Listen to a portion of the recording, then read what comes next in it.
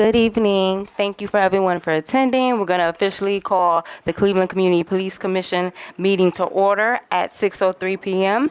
at the Perkins location at 3631. We're going to conduct our roll call. Commissioner Adams, Present. Commissioner Benito, Present. Commissioner Shura, Present. Commissioner Donaldson, Present. Commissioner Early, Present. Commissioner Garrett Ferguson, Commissioner Kennedy, Present. Commissioner Reeves, Present. Co-Chair Ridgway, Present. Commissioner Van Leer, Present. Co-Chair Rodriguez present, Commissioner Wong, Commissioner Zayed. Present. The number of commissioners needed to conduct business has been met. The next item of business is the adoption of agenda. We do have a few items that are asking to be added. One is a motion for the co-chairs. Basically, it's the end of our term and just to receive compensation. So that's one motion that's going to be brought forth, as well as two from Commissioner Wong. One is about opening the hiring process, as well as one pertaining to, I believe, the GPOs. And then one additional item, we'll just ensure that we adopt 1.4.4, which is about the leadership, because technically it's not in effect, but we want to ensure that we adopt these rules.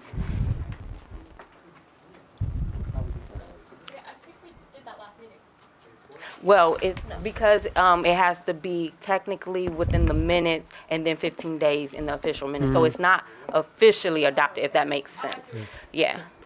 And to the commission, what we will do is just to review briefly the process for the elections when we get to that part of the agenda. Oh, Commissioner Van If I Leer? may, Chair, I would like to make a motion to, since we have so much on the agenda tonight, to limit participation, like member comments. Currently, under Robert's rules, each member can speak twice on each motion for 10 minutes each time. I would like to make a motion that we limit that for tonight, and Robert's rules allows us to do this. I can cite the chapter, if you like. It's 4316. To one comment for each member on each motion, limit of 5 minutes. 5 minutes. I'll second that. Okay. So we have a motion on the floor with a second. Is there any question or debate? Okay. Any further question or debate? Hence none. We're going to move for a vote. Commissioner Adams? Aye. Commissioner Benito? Aye. Commissioner Shura? Nay. Commissioner Donaldson? Aye. Commissioner Early? Aye. Commissioner Garrett Ferguson? Nay. Commissioner Kennedy? Aye. Commissioner Reeves? Aye. Co-Chair Ridgway? Aye. Commissioner Van Leer? Aye. Co-Chair Rodriguez? Aye.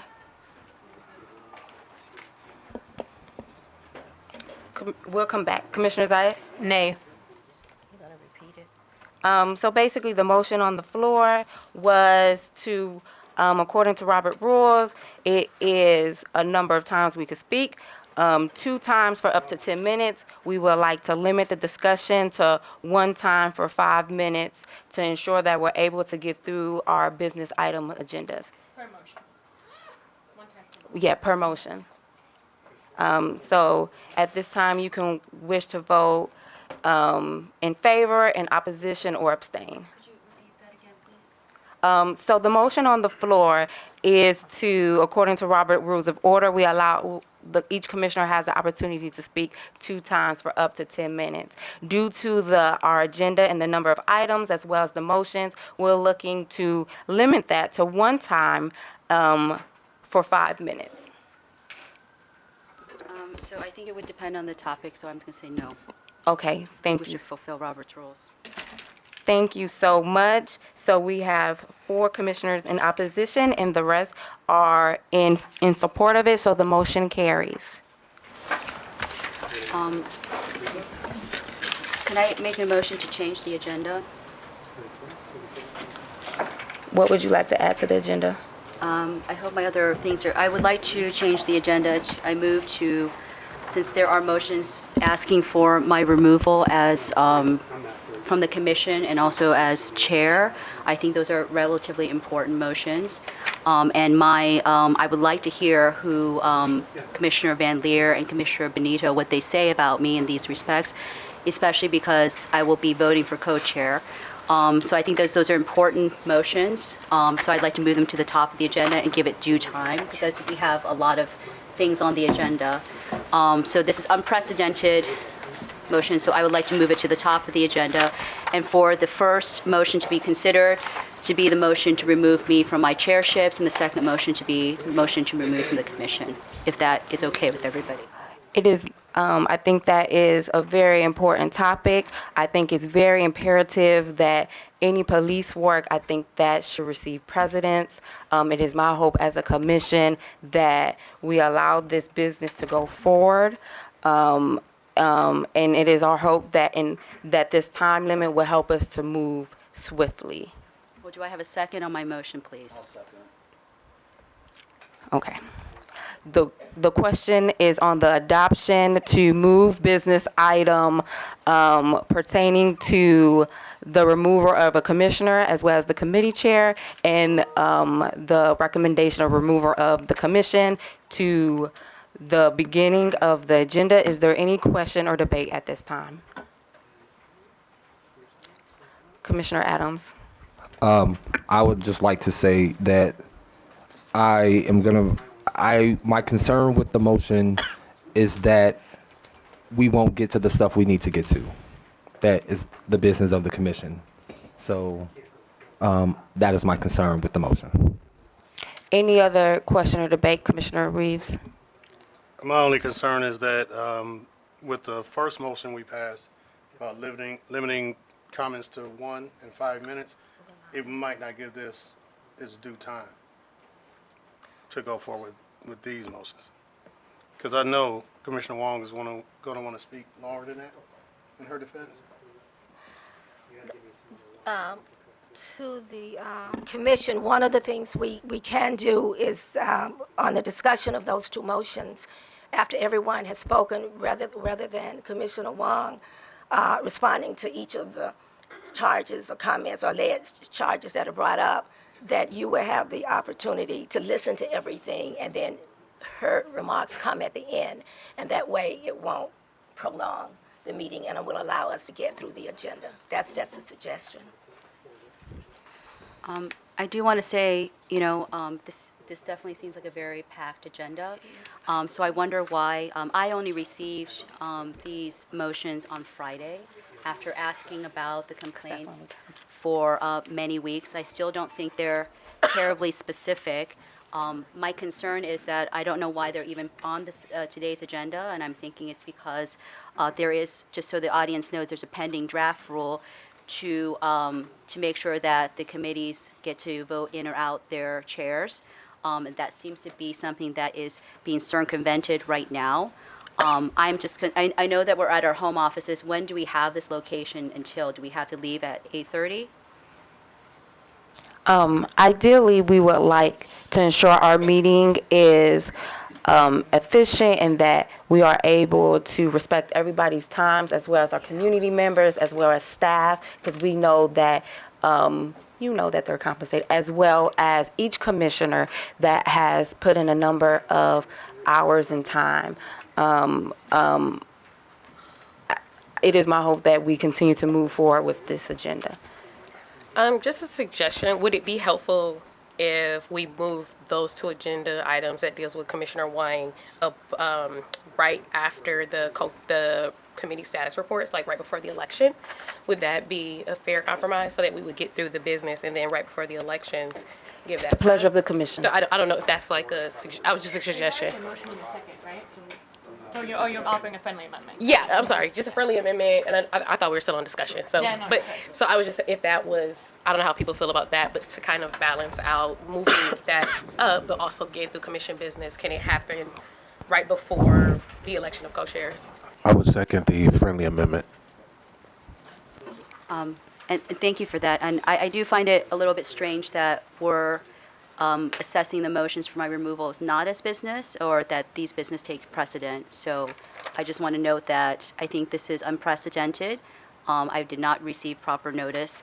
So I think this is probably the most important business. I am glad that it is occurring before the election of the co-chairs, because it would, but I do find it's a little strange that I'm being asked to vote on motions and GPOs that later you could try to remove my voting power for. So I do want to note that irony.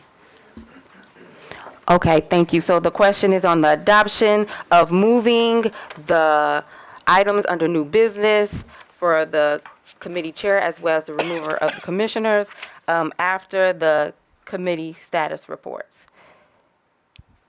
Any further question or debate? Hence none, we can take a vote. Commissioner Adams. Aye. Commissioner Benito. Aye. Commissioner Shura. Aye. Commissioner Donaldson. Aye. Commissioner Early. Aye. Commissioner Gary Ferguson. Aye. Commissioner Kennedy. Aye. Commissioner Reeves. Aye. Co-chair Ridgway. Aye. Commissioner Van Leer. Aye. Co-chair Rodriguez. Aye. Commissioner Wong. Aye. Commissioner Zayed. Aye. Motion passed with unanimous consent. The item has been moved. Any other additions to the agenda at this time?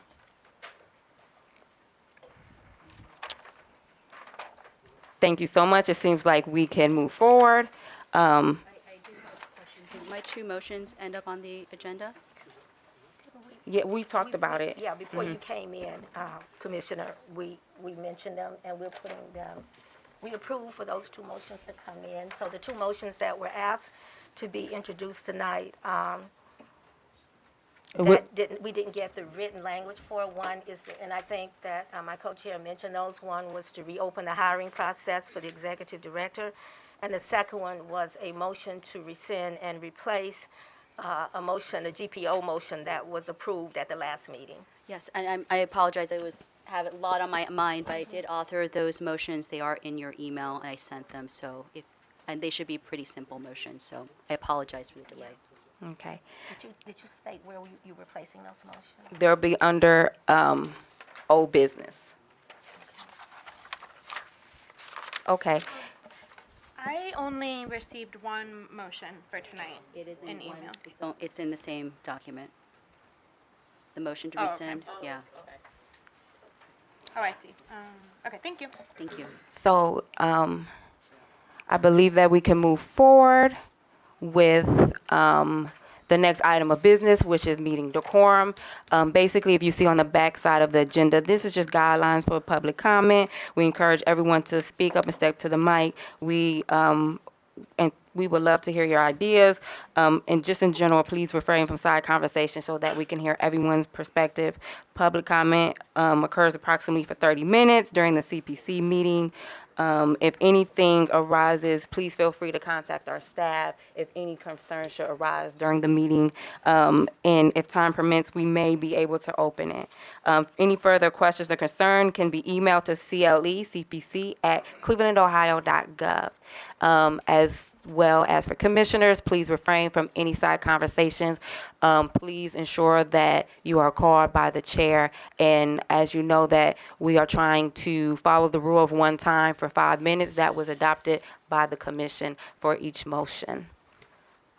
The next item of business, approval of minutes. Are there any at this time? The minutes were submitted. Submitted. They've been out there for a while, so yes.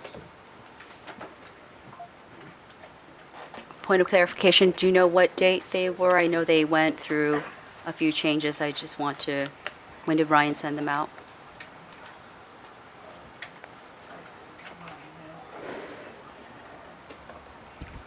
So did you send submissions? I sent some corrections, and I just want to make sure they are, Your corrections were incorporated. were on that incorporated? second Okay, set. thank you. What's the date? I'm sorry. Those were the minutes from December 19th, I think. And to the chairs, just a point, if you do want to amend the minutes, at some point, the proper way to do so after a draft is submitted is at the table. So, if it comes to a point where staff have sent the minutes and they are the draft, it becomes the duty of the commission through motions to change those minutes or amend those minutes at the table until they are clear that that's the minutes they want and adopt the minutes. Yeah, my co-chair, I think the exception with these particular minutes, the minutes were initially done as a draft. They were stated that it was a draft set of minutes in order to be able to move forward with the outside attorney. And legal needed to see how those votes were taken. So when Ryan prepared that first set of minutes, they were prepared as a draft. And so he had to go back and incorporate the rest of the minutes within that first draft. And he did send another set out. I saw your comments, Commissioner Wong, and I think I added some as well. Okay, so I'm assuming that we could proceed forward with the minutes for December 19th, 2024 has been sent out for review. Any correction or additions of the minutes at this time?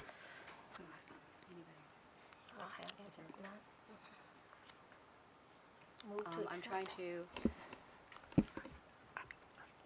you did say that my corrections are included? I don't see them.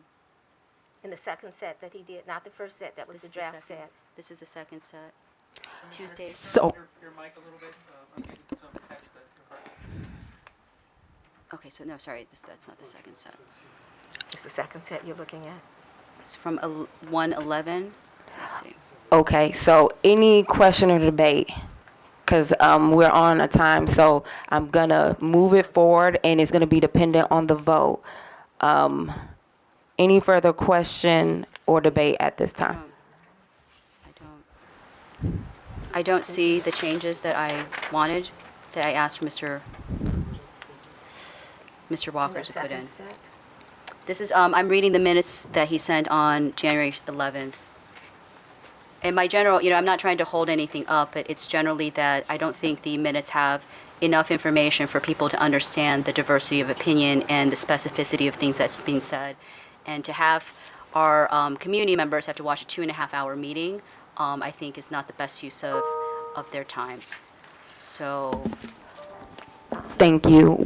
I see things that are missing. That is noted. So I'm going to proceed with the vote because the vote will determine how we proceed or if there's any other question or debate at this time. I'd just like to make one comment, and that is that it was in Rules Committee that a template was approved for the minutes, that it would eliminate all the narrative as to who said what when.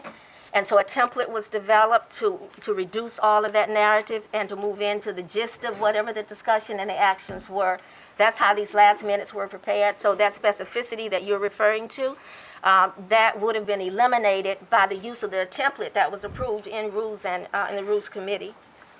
So respectfully, I don't see that the specificity has been removed. The thing that I'm asking for is that I made a note that in the Brady Giglio records request, that unfortunately Executive Director Goodrick had altered one of my records requests, and that was not noted in the, I think that's very important.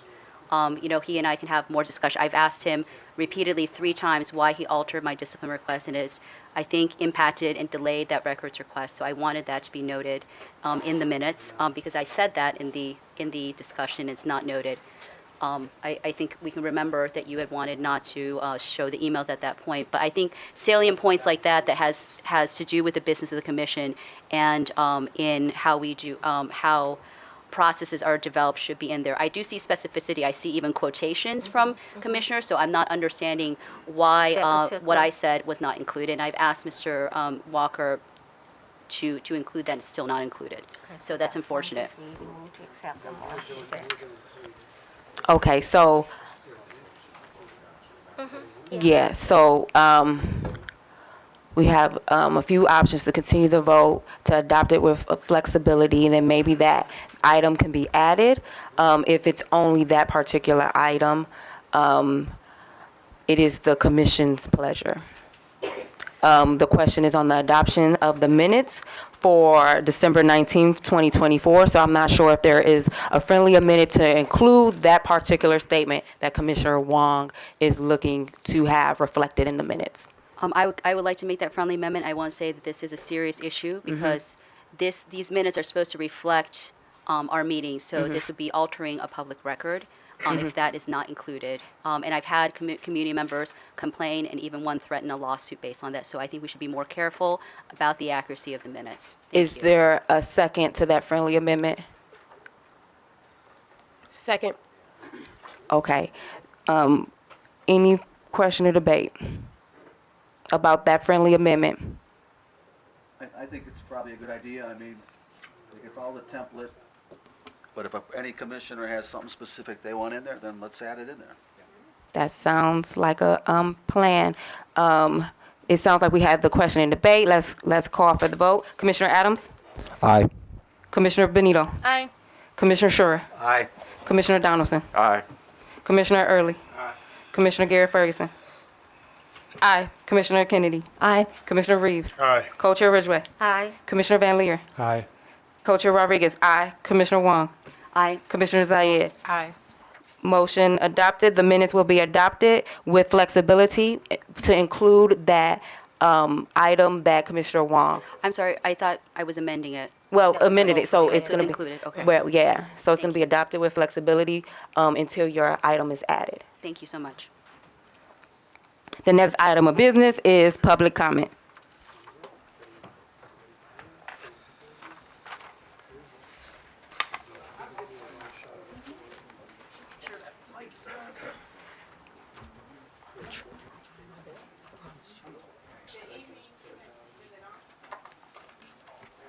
Okay, thank you.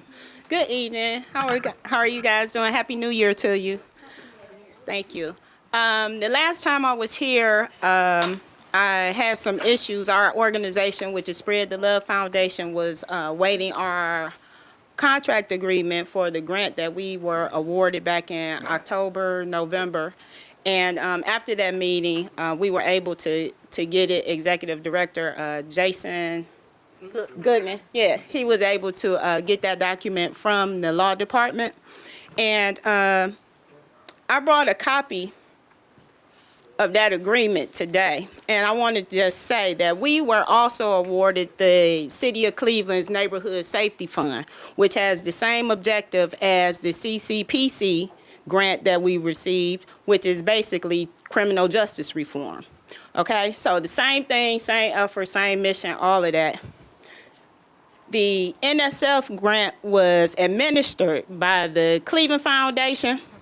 The terms, the agreement, the everything. One email, which is one page that has everything clearly spelled out. The terms and agreement of that contract is 2 pages. It talks about reporting at the end of the period, which is said in the application when we applied. It's all well and good. Funds have been deposited via ACH instead of paper check. All of that, we're all good. The agreement that we received from the City of Cleveland, and this was the issue that you guys had at the table last time, talking about as far as the conflict of interest with the City of Cleveland Law Department, housing, or being responsible for the attorney for this committee. As a past employee for the City of Cleveland of over 20 years, and my job and my role with the City of Cleveland was to streamline processes and all of that. So I was a member of the team that did the turnaround for Cleveland Water with their billing crisis, all of these things. So I know city processes. I know how procurement works. I know all of that. Case in point of why you guys should not be dependent on them for anything. And when I say anything, your budget should be allocated in some type of escrow or something like that. They should not be controlling y'all purse strings. They should not be controlling anything that has to come out of this commission, because you guys are charged with kicking them in their ass. Thank you. Okay? And that's why that is a clear conflict of interest. The $400,000 that you guys just gave back at the end of 2023 could be used for legal fees, because when you don't, this is what we get. I got a 26-page contract that explains, number one, the address is wrong. The information that we gave about our program is wrong. They asking us to do 2 6-month cohorts, which that is not what we even said in our proposal. They are asking for expenditures. When we receive money, it had to be spent in 3 days. Whenever we have a change, it had to be reported within 24 hours. So just egregious terms and conditions laid out in this contract, and this is a prime example why you guys cannot depend on the city of Cleveland for nothing other than to approve y'all budget, put it in escrow, and keep it moving. Get your own attorney, and at the end of the day, you guys are charged with administering $1 million in grants or making sure that you give out $1 million in grant. That does not mean y'all have to administrate the program or administrate the funds. So at this time, Director Goodman, he sent me an email. Jason sent me an email, and we've been going back and forth about this since November, December, even just trying to get this. And then when I get it, it's egregious. It's erroneous. It's a whole lot. And I asked him in my last email, did you even read this before you sent it to me? Then they want us to report every 90 days, send the receipts, send the report, and the application that we even submitted to apply for the grant, it says reporting will be done at the 6-month mark. So to even begin to assume that, number one, every 90 days that I have to sit down as an employee, is one of me, and I have another part-time person, puts additional hardship. Number one, we had to file something that said it was an additional hardship just because it never said in the application that this was a reimbursable grant. So I'm like, all of this from the beginning to the end, and it is the executive director's position and responsibility to ensure that the things coming out of this office is accurate. So in my experience with working on the other side of the city, shit like this happens, and excuse my French, but stuff like this often happens for one or two reasons. Number one is either incompetency, or undermining. And I can tell you all about how they undermine what you guys are trying to do. I done seen it at the highest level for the last 3 administrations. Now, so my organization is here to support the work that you guys are doing. At the end of the day, with my experience from the 3 administrations I've been through, I have never seen a mayor that has said, we don't want to better the police department. What they do want to do is minimize the risk to the city of Cleveland and the taxpayers. And so that process and what y'all doing does not have to be adversary. It is not that the mayor's office or anybody does not want to work with you guys, but it has to be led by competent professionals that understand how to work and how to move and how to get things done. Unless you have historical knowledge and understand the underworkings of the city, all of y'all gonna be undermined. This is a clear undermining of my organization right here. And I'm gonna make a point that when we were at the training, what was said to me was, oh, I know you, OC, you a rock star. First of all, how you know anything about me? I don't know you, we're not friends. My other question was, who else received this contract? Because I have a hard time believing that anybody else would agree to have money spent in 3 days or some of the other reporting practices that they asking us to do. So now, at the end of the day, what I'm asking is to leave both of these documents with you guys. And what we would like to request from Spread the Love Foundation is for the grant that we received from the CCPC reflect and mirror the same terms and conditions as the NSF fund, because it only makes sense. And that was my job, is to identify things like this and make sure that we align and streamline processes. So thank you. I'm sorry. Have a good evening, and I'll bring it down 10 notches. Thank you, guys. And I want to just say, y'all doing a phenomenal job. So all of this that y'all doing is going to cause some friction and some headbutting, but go through the process because it's very, very needed in these neighborhoods. It's needed. Our role at the Juvenile Detention Center of the 2021 report that I just reviewed, the annual report of 523 students, and I spoke about this at y'all annual meeting. Of the 523 students that was in there, 457 of them going through there is black. The top 3 neighborhoods that them kids are coming from is Glenville, Huff, and Central. So with our efforts, with y'all efforts, we have to do more to target those areas and save our kids because they are in crisis. And what it also shows is that for whatever reason, the black kids are not getting to take advantage of the diversion programs that are being funded. But obviously, out of 16 white kids who went through that system in 2021, only 16 of 523 were white. Something is wrong with that picture. Thank you. Good night.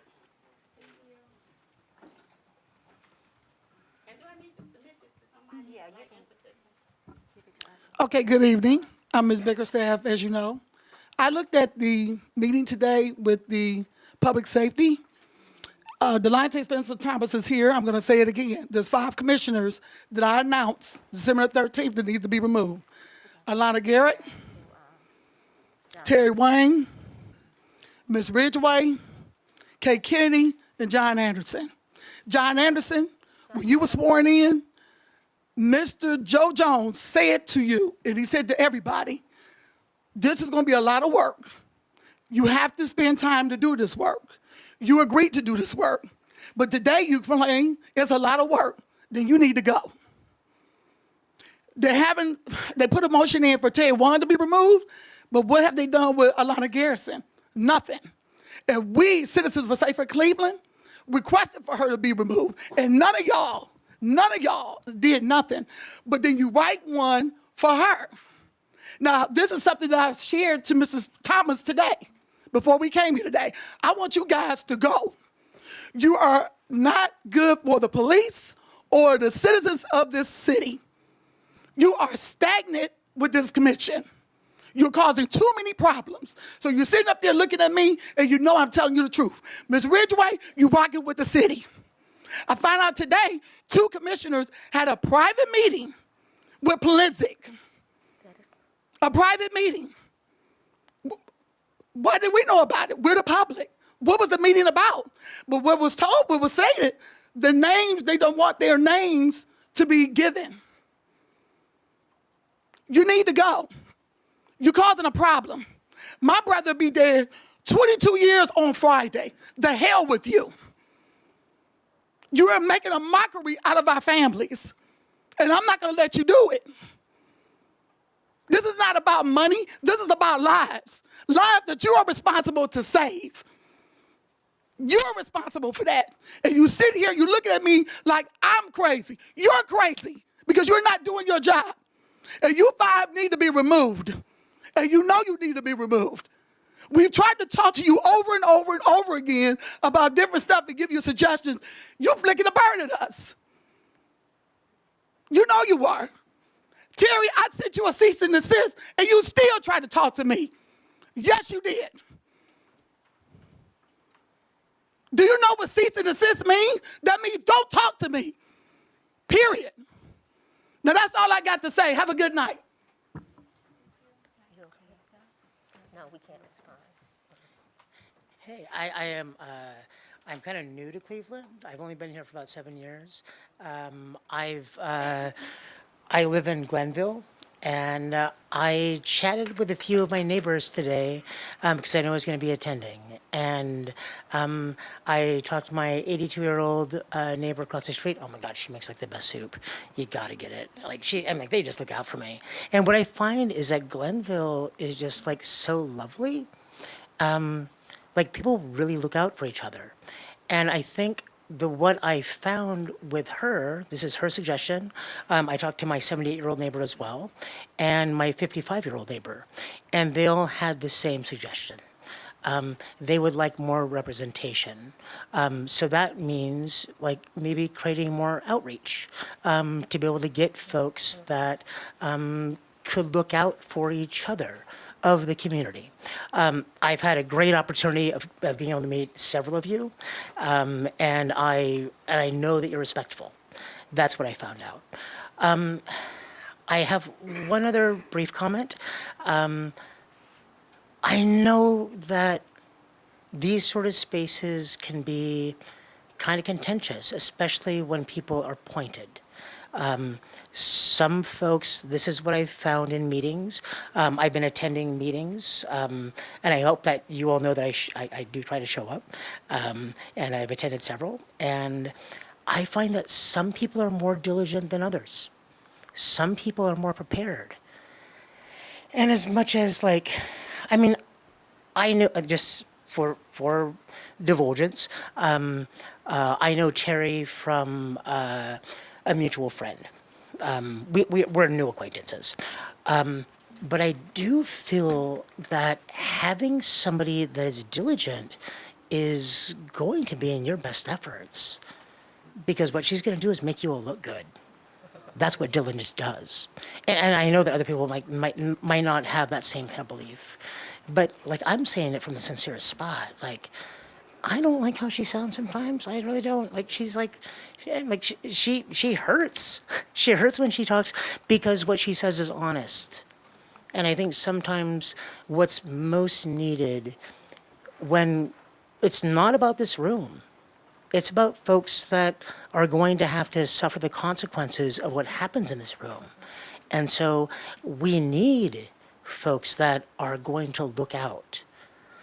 And that's a hard one to listen to. I don't like listening to it, but like, I just want to make sure you all know that when I've been in the rooms, I recognize who is prepared and who is not. And I just think that it's like, it's nice to have someone like that on your side. Thanks.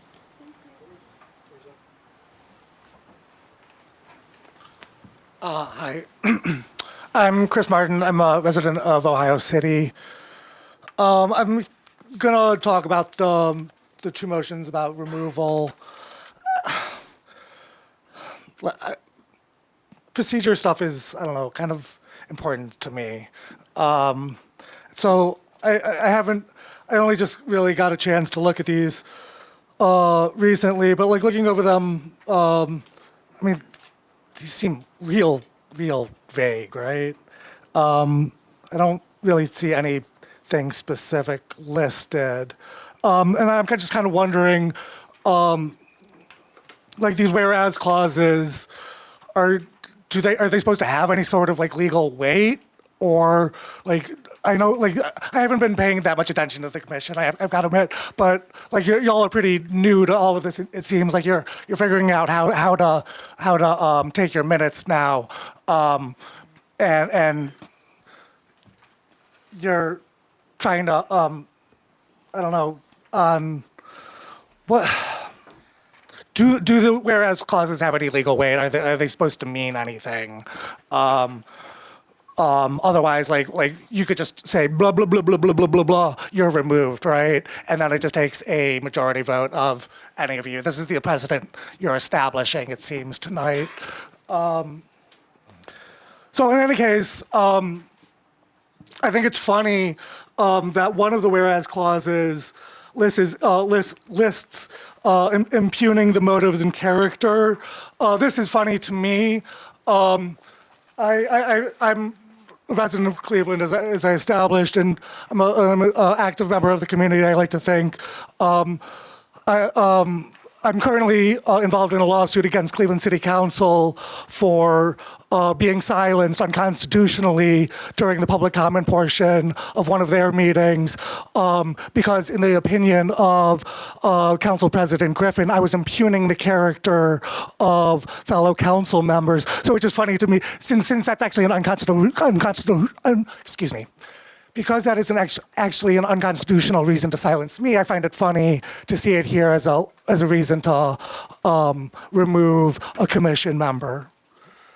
And then I notice it seems to only be in the removal of as committee chair one, but it's really also funny to me that you guys are gonna rely on Robert's rules for your process footing. Like, come on now. You want to remove some folks, establish a procedure to do it. How well do any of you know Robert's rules? Did you flip through the book to find where you could do this? That's what you're going to rely on? I don't know, it just seems all in all like a really bad process that you're about to take, set as a precedent. So that's my 2 cents. Thank you.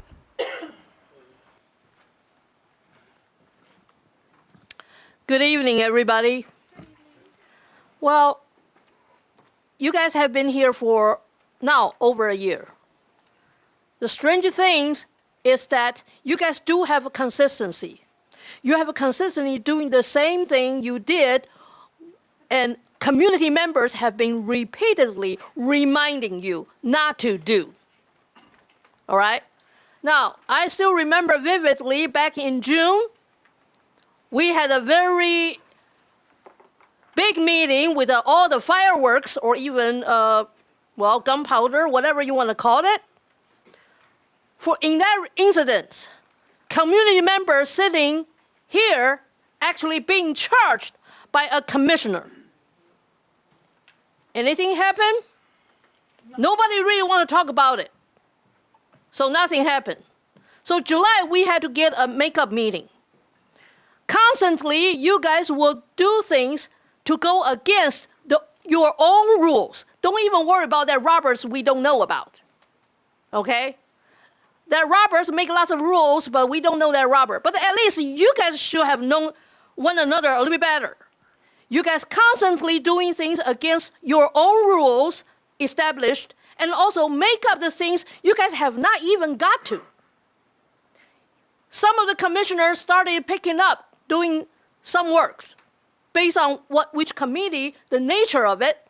I will give you the applause, and I have also give the compliments when I saw that happen. However, throughout the whole year, there's one commissioner being always picked on.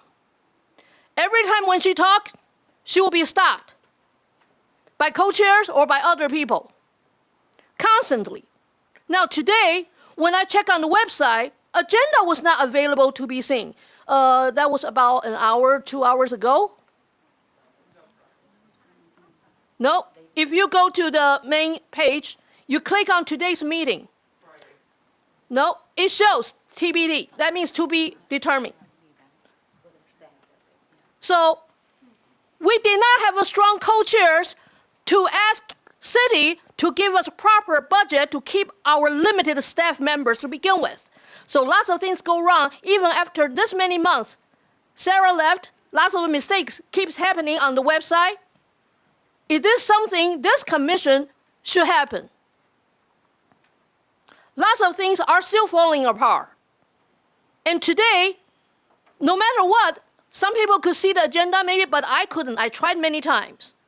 Finally, I can see this hard copy here. The reason you want to remove a particular commissioner, again, Terry Wang, not only you want to remove her from the chair position for committees, you even want to remove her from the whole commission. But all other commissioners did all kinds of things in the past. Nothing ever happened. We have a commissioner couldn't come to the meeting too many times. We have a commissioner behaving in the way that's so emotional, we had to tell the meeting to stop, to have a makeup day. None of these things got dealt with. But why she has been targeted? Since I have come to the meeting often, lots of time when I'm on the street, people grab me, they ask me questions. What should I answer them? There's no transparency for me to give them a real answer. So now I have to come here to ask you guys, do you really think this is really a transparent, fair things you need to do? Procedurally, it's already questionable. And also the content of it is very questionable. Now, coincidentally, back in November, end of November, our director, he was so worked up, he even yelled at somebody on the phone. Even he said, Commissioner Wang is not fit for the position. How many staff we still have? Even if they are good staff, they can still get stressed out. They even start losing their minds because all of you still cannot really work together. The few commissioner actually has the ability to see the real picture for this commission. Terry Wang is one of them. I do see some people picking it up, but not enough. That's why even you work so hard on the grant, see all the problems we still have? Yes, we can all say this is the first time. But because of your background, please understand, you lack lots of the knowledge and skills. So you have to listen to the people who have these knowledge and skills to compensate for you guys to go up together. But you guys don't do that. So in this case, I do agree. Majority of you should leave. Remove yourself. Thank you. Thank you. Thank you. My name is Chuck Hove, and I'd like to speak first to something, removing Commissioner, a situation where I was an observer as well. It says on at least one occasion is a role of Commissioner to interfere with active and ongoing police activity in Cleveland. There was no interference. I was there. We were in a funeral for Henry Senyuk across the street at St. Augustine, and there was a homeless man on the gazebo, and there were 10 police around him, and he was unarmed. It seemed like a highly unusual situation. Terry came into the church and got me. I went there, and I personally thought there should be a crisis intervention team member there, so I called, and the person did come with the social worker as well. There's obviously mental health issues. The police would not let us know what the charges were. We had to find out from the other homeless people that were hanging out there in the park. But regardless of what the charges were, I think it helped to have observers there. I think you don't know what might have happened if there weren't citizen observers there. It was could have been a much more violent situation. And then the other thing I'd like to say is that the city of Cleveland, with its various boards and commissions, tends to try to purge members that don't agree with the administration's policies. And I'm hoping that that is not what is happening here. When someone challenges something like the creation of an emergency general police order, that's a matter of business and discussion that should happen, not a matter of something that, okay, somebody disagrees and we're going to bump them off. If you've ever attended the Landmarks Commission or the Board of Zoning Appeals, you'll see a lot of towing the administration line going on. And I hope that this body is able to maintain its independence and have a diversity of opinion and do due diligence to every piece of information that comes from the administration and not be a rubber stamp. Thank you. Hello. So my name's Rosie Palfy, and I fully support removing Commissioner Wong from chairing committees. And after an incident I witnessed last week, I do support removing her from the commission. However, she deserves due process, in my opinion. Part of the problem for people talking about rules is Commissioner Wong chairs the Rules Committee. If you go online, the Rules Committee has met more than any other committees, and she's not the only one, but there are members here who, when they're voting on rules, they stop and think, how can this rule be used against me? And then they try to change it. I've seen it. Okay. I've seen it with numerous people, okay? And so anyway, I think you guys have to think about, since you're going to be looking at accountability for officers, you would have a separate hearing for them. I think maybe you might want to have a special meeting for this. Another thing is there's a commissioner who had a lot of absences and violated the rules. However, that commissioner had spoke to the co-chairs and got permission. Nobody looked at the rules, right? And so it was a mistake. However, a huge report was submitted to the city, and my name was included because I put in a records request, and whoever's working at the law department, I only got half of my records request fulfilled. I didn't get the emails I asked for.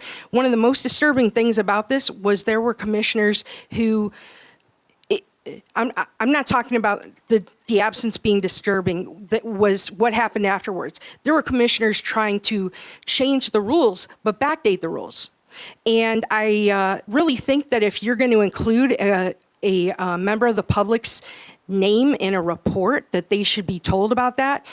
Also, I was here at a meeting last week, and after the meeting, well, during the meeting, I criticized Commissioner Wong for the first time in a year. She didn't take that well. I don't know if this had anything to do with it, but after the meeting, I've never seen anything like this before. Commissioner Benito and I were having a conversation, and we heard yelling. We turned around, and Commissioner Wong was yelling and lunging at the interim director, Jason Goodrick, and had her finger in his face, wagging it like 2 or 3 inches away. Now, and she was upset about her records request, blaming him for that. Okay, I still don't know what happened, but that was not the way to handle it. And I don't know if somebody treated me like that, if I would have been as composed. And it was so bad that after she left, I asked Pastor Commissioner Early if he could perform an exorcism. It was bad. It was really bad. Nobody should be treated like that in the workplace. Some of you are not showing up to meetings, but you're collecting a paycheck. And that's really a concern. I don't think some of those people know what's going on. And finally, this is going to be my last. Sorry. It's ironic that I'm getting emotional because I've heard a couple of you basically mock me for that. However, this is going to be my last meeting as a community advocate. I've been an advocate for 15 years.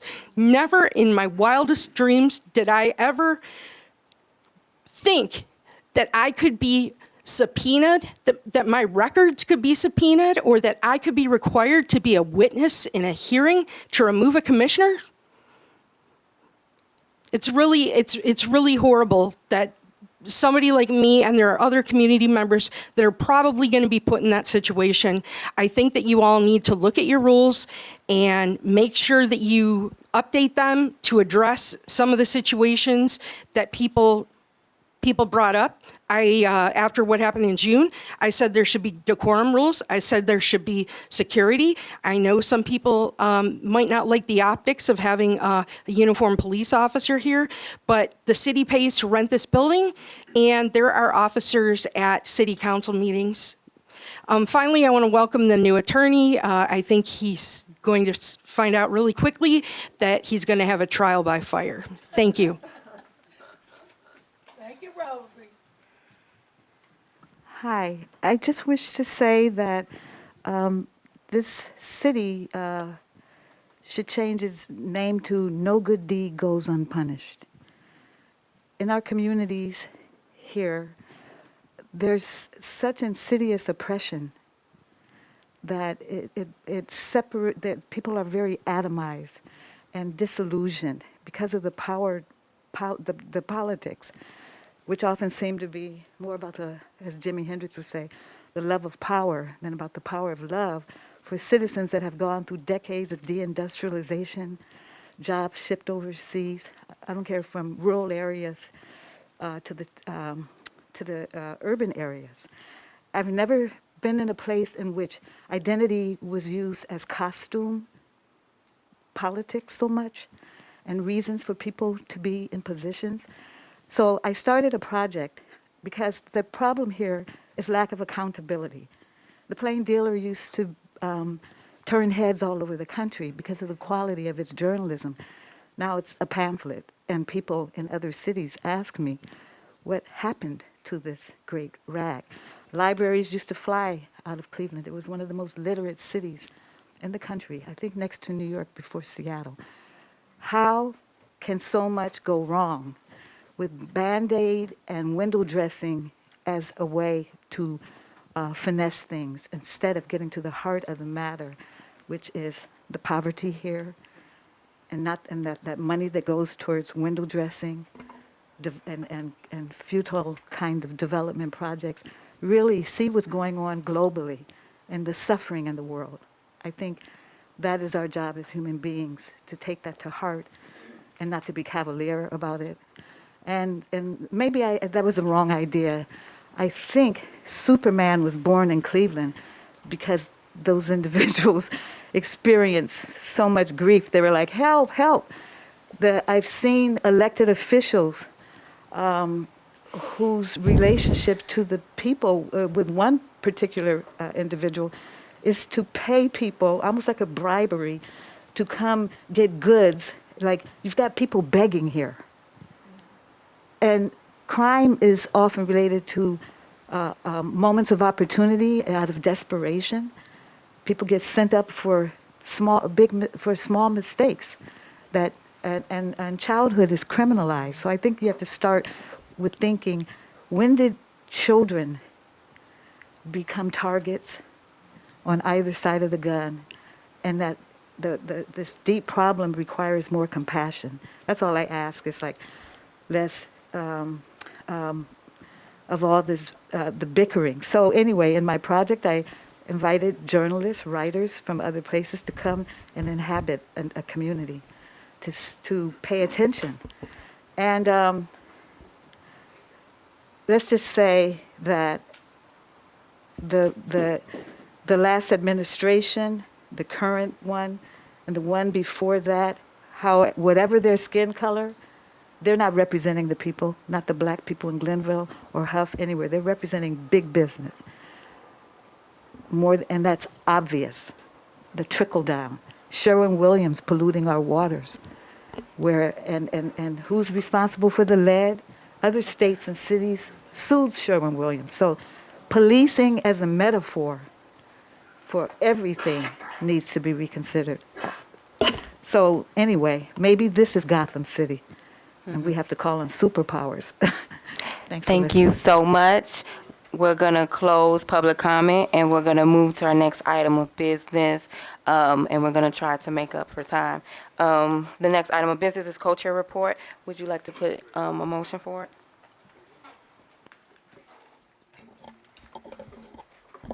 I guess I just want to make a couple of comments. And I think I'm correct, that Commissioner Donaldson, this is your last meeting before you begin a 3-month leave of absence. I just want to announce that to the full commission as well as to the public, that this will be Commissioner Donaldson's last meeting for the next 3 months. And then he'll be on a leave of absence.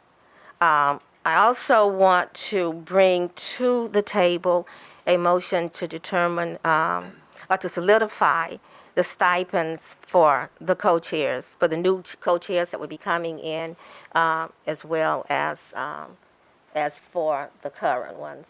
That it had been agreed that the co-chairs would receive a stipend outside of the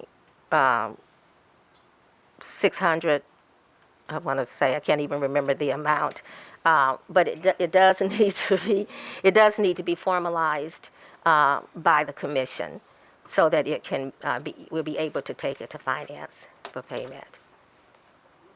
So I want to put that motion on the table. Yeah, I make the motion. Yes. To the chair, can you explain to us what the stipend is and how that extension, or how you came about that and that decision? It was in the charter, and it was originally part of the budget. It was just never formalized, from the standpoint of a motion. And the city of Cleveland needs that in order to make payment. Yes. Just one quick question. Why does it need to be finalized if it's in the charter? It wasn't in the charter, but it was included in the city's budget last year. It was adopted by us. So. But at that time, it was for one chair, and then you all made a rule for 2 people. So, and then it was discussed between the city and the co-chairs how that would move forward at that point. So is this the additional $600 that co-chairs get, or is this a stipend on top of that additional $600? It's on top of the stipend that all commissioners get. Yeah. Okay. Mm-hmm. Huh? It's just the additional. Okay. Mm-hmm. Mm-hmm. So I'm putting this motion on the floor for approval, so that we can send the appropriate paperwork forward to finance for payment. Just also a quick question, because I think the way that the charter reads, isn't there? I guess we do the yearly budget. Isn't there supposed to be a COLA increase for all commissioners? that's based on cost of living, and then sorry, That's what is I'm it sitting- I supposed don't to be know. the COLA increase, and then this will go to, like, I'm just trying to understand. So I'm not Like, sure about a COLA. Okay. So, Okay. but just to be in order, we need a second before we can have discussion. Oh, sorry. I'll second it. Commissioner Adams?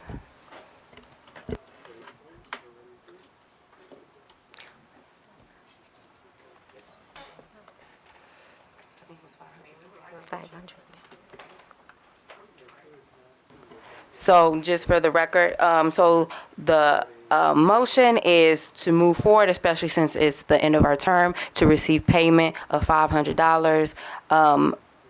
Any questions?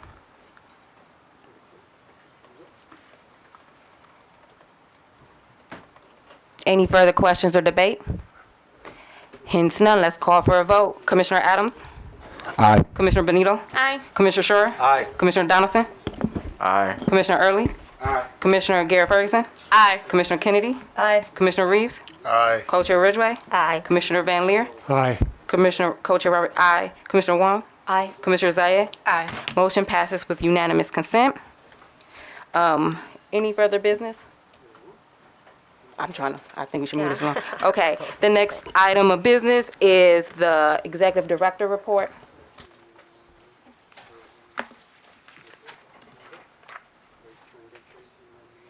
Good evening, everybody. Are we audio off? All right, turn it on. I'm going to use this mic. Excuse me. Oh, sorry. Yeah, I think it. Oh, gotcha. Thank you. The usual. Good evening, everybody. Thank you for the robust attendance this evening. Appreciate all of the people who spend their time coming here, and also a lot of new faces this evening, so thank you. I'm going to keep the report short, recognizing that the agenda is so busy, and it is actually just one item. We've talked about it for many, many months, adding a staff attorney. The staff attorney is a joint position with the city law department based off of the budget. We are cost sharing that position for half-time, and it was done through a selection committee that consisted of law department and on the CPC side, Co-Chair Ridgway and myself. And the person who came out on top during that selection process is Mr. Martin Bilott, and he is here with us if you want to stand up today. Just want to introduce. It's been a long time since we've had a new staff member, and he does for the very first time hold the position of staff legal counsel, which we've never had in the history of the CPC either. So that is my report. I'm sure you'll see Mr. Bilott here getting involved and helping these commissioners work out some of their issues. So that is all I have. Thank you. Thank you so much. Thank you to the committee, and we look forward to working with you closely. The next item of business is the committee status report. Police Accountability Committee, Commissioner Wong. Thank you. So the police accountability meeting we met this month, there was a brief hiatus into our meetings. I know that there's a lot of chatter going around about why that was, but the reason is that we have had 4 sets of records requests with the city that are overdue. And I did not feel it was the best use of our time to train based on imaginary records or partial records. There was also a delay with staff Ryan Walker's project with the disciplinary charts. We are going to make some flow charts that explain the disciplinary process and disambiguate some of the problems that even the division may not practice exactly. So I do want to say that the good news is I want to share a little bit about these records requests. We are talking about a records request. There's 2 records to OPS requested on July 31st of last year and August 4th of last year. That makes them 155 and 151 days overdue. The reason there's that 21-day difference is that according to Judge Oliver's ruling, OPS and any part of the city has to give us our records in 21 days. Unfortunately, in that request, they ran us through a few hoops, and ultimately, Mr. Goodrick told me not to pursue that request. Those were the records that we needed for the training. The second request that was made, and I do want to say that Mr. Perez, who runs OPS, said that he had the records ready. All the processes were ready to send these records to us. But it seems to be a process issue that there seems to be, I have to say it on record, intentional delay on the part of the city departments. I can't not say this when a records request is 155 days overdue. And there were discussions on how to pass this information along that I was not involved in, which is unfortunate. The third records request, so there are two records requests. The third records request was made by the Brady Giglio Work Group, and that was requested on October 27th, 2023, making it 68 days overdue. And in that records request, we simply asked for the full disciplinary files of officers charged in the last 2 years, which I consider a pretty simple records request. Unfortunately, I have to mention again that unbeknownst to me, Executive Director Goodrick added the word human resources to that records request without my knowledge or permission, and that I believe allowed the city to obfuscate and, pretend that they don't understand what a full disciplinary file means. We even described it as the chief's file. Mr. Chura can testify that this file exists. So this is, and now that is still overdue, and it has been left with the city still saying that they don't understand our records request.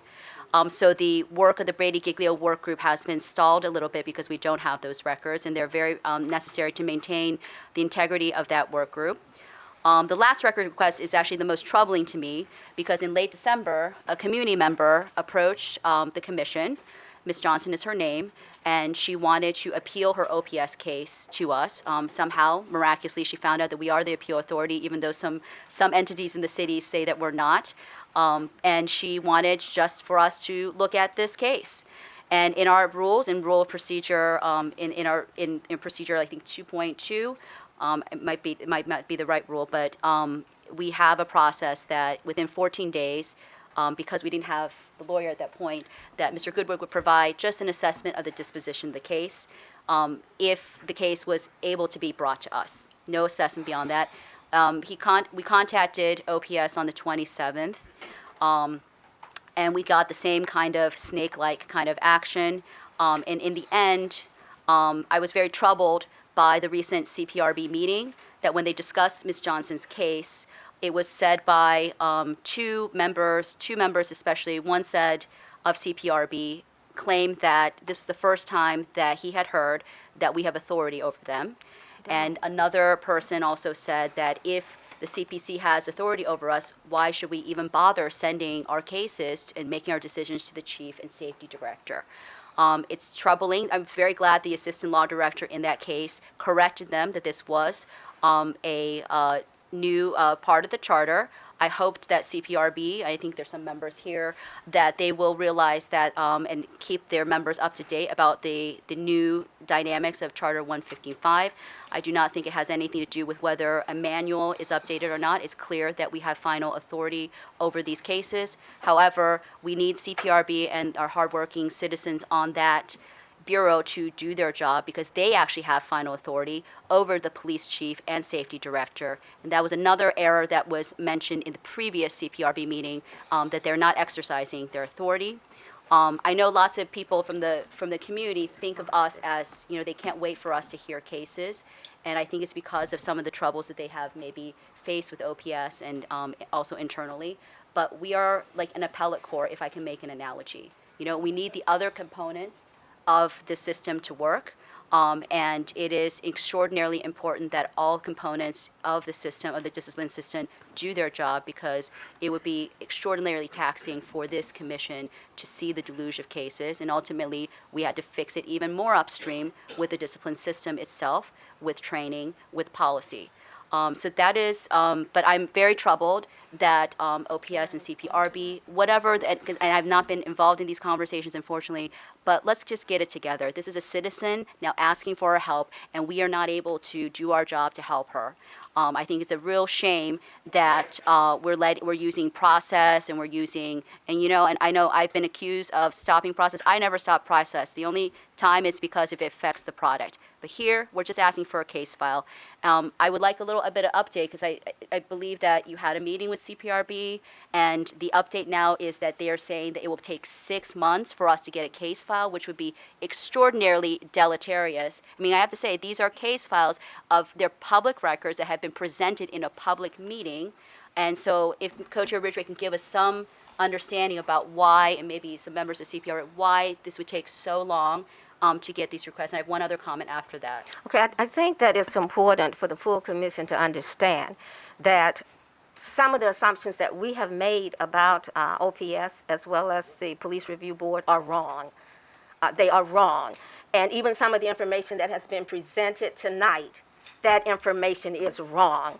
We have had these discussions. We are not over the Civilian Police Review Board and OPS. They are an independent agency, just as we are an independent agency. And part of the issue is we have a set of rules, they have a set of rules, and at no point have we come together to align those rules so that they work for both them and for us. And the way we have requested files, you pick up a phone and say, I need 20-some files, I come and pick them up today. That's wrong. That's not the process. So we need to establish a process so it works for them and it works for us. So we have met with the Police Review Board. We have the executive director was part of that meeting, the two co-chairs, their executive director and their chair. And we talked about how do we bring these rules closer so that we could effectively get the information we need in an efficient way. And so some of this information that has been shared, and I keep saying this, our interpretation of things, that's not always right. It's not always right. It's how we see it. Until we go to the table and create an opportunity for collaboration where we can talk about how we can bring our processes closer in alignment, we will always have this disparity of time. And they have a set of rules. Their rules are not our rules with 14 or 15 days. So rather than say my rules are right and yours wrong, let's sit down with them and figure out how we can align those rules so it works for both. So that was the purpose of that meeting. It wasn't the first meeting. When the first incident occurred and those records were requested back in July, the way they were requested, if anybody followed those threads, they were requested incorrectly. They were requested incorrectly. You cannot call the Police Review Board and demand a set of 20-some cases and say, I'll come and pick them up. That's not how we work. That's not how they work. There's an accountability even there, okay? So our role as chairs, we were supposed to try to find a way to make this work for our commission as well as for them. I think we made headway, considerable headway 2 days ago when we met. We are drafting what we all came up with. They definitely have to come back to the commission here, but I think we're very close to making this work for both us as well as for the Police Review Board. Sure. So could you address Commissioner Wong's point that about the 6 months? Is that, I mean, in what you're drafting, is that, I mean, that, I agree with Commissioner Wong that is extraordinarily It's not long about time. adjudication. You want to? So from my understanding, that there is a process that when they have their cases, that they will redact information. But from my understanding, that we will have the redacted information. So that's for their processes, if I'm not mistaken, but I can feel free to have one come forward. It's out, there are also 2 points of redactions. Records can be redacted by the investigators themselves, and records are redacted at the law department level. We believe that they don't even think, that's not, yeah. Can we? No, that's with adjudication and everything. Do you mind if I just, Yes, since I was please. there? Okay.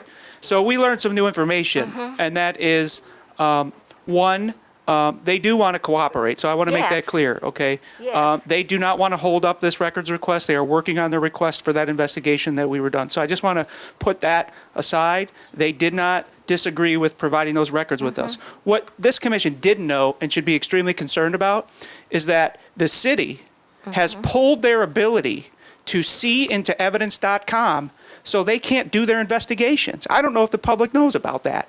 So they no longer have the ability, their OPS investigators, to look at body camera footage or anything they need to investigate a case without asking the city to get those records. And what they were told is that it could take up to 6 months. So it has nothing to do with us. It has to do with their ability, right? So that's what was relayed to us. And that's an important point to understand, is that they're also dealing with some problems on that side of the house related to access and the way things work. So this is an important thing to understand. Now, that was done because the state of Ohio has come up with the argument that if you're not certified law enforcement, you can't see these things. So this should affect all of us, right? Because an attack on one side of civilian oversight and restriction of their ability to do that job, we should be uniform with them to make sure that we're all able to get access to records from the city. So that was something that we learned. So that could, in some ways, affect the time that we are able to get records from them, right? The other thing that they agreed to, which was great, was that on the side of the house they do have control over. So after they do an investigation, they have access to their records in IA Pro, the things that they've done, right? They are willing to give us account access to IA Pro so that when we make a request, they can just drop it in there, the things that we need, and we can see it. So there was a lot of progress made there, and there is not this specter of massive resistance between the two entities. So I just want to be clear that there was a lot of forward momentum made, and that I think that records are going to flow smoothly in the future between us.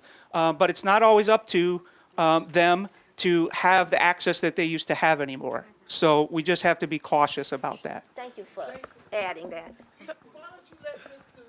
Delonte Spencer Thomas just explain some things to me about that? He said because of 115, did they pull Right. access on certain things? So Well, that's what he just said. Yeah, it was, that was, yes, go ahead. If the chairs want to defer, I don't have the ability to defer. Yeah, let him explain. Yeah.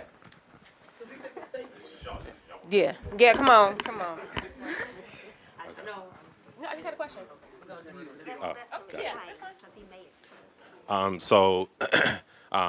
Good evening, everyone. Delonte Spencer Thomas, Chief Assistant Director of Law and Chief Ethics Officer for the city. So for, I guess, point of clarification, so one of the things that the charter amendment did was make CPRB and OPS independent and outside of the Department of Public Safety. Excuse me.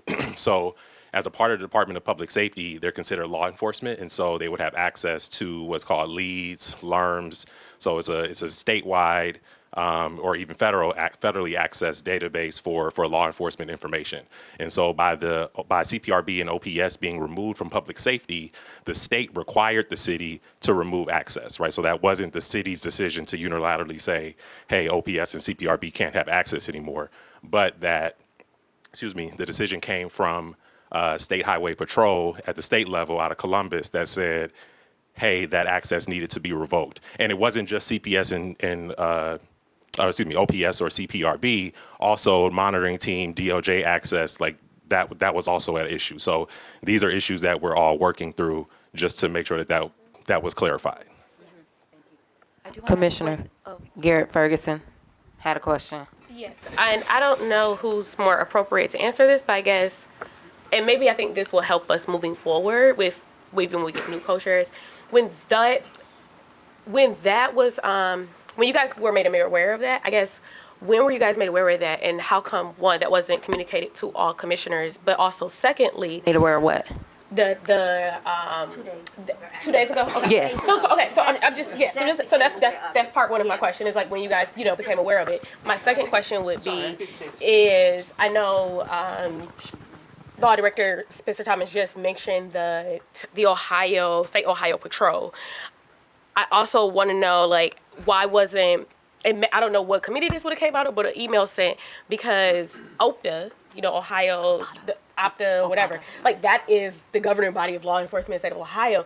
Why wasn't some type of notification sent out? Because I feel like there could have been maybe an ad hoc committee that could have been formed to maybe advocate to the state of Ohio around to get this exception, because of the fact that the framers of like issue 24 never knew. Yeah, like so that. we just found out because we had a meeting with Civilian Review Board and OPS. So we just found out.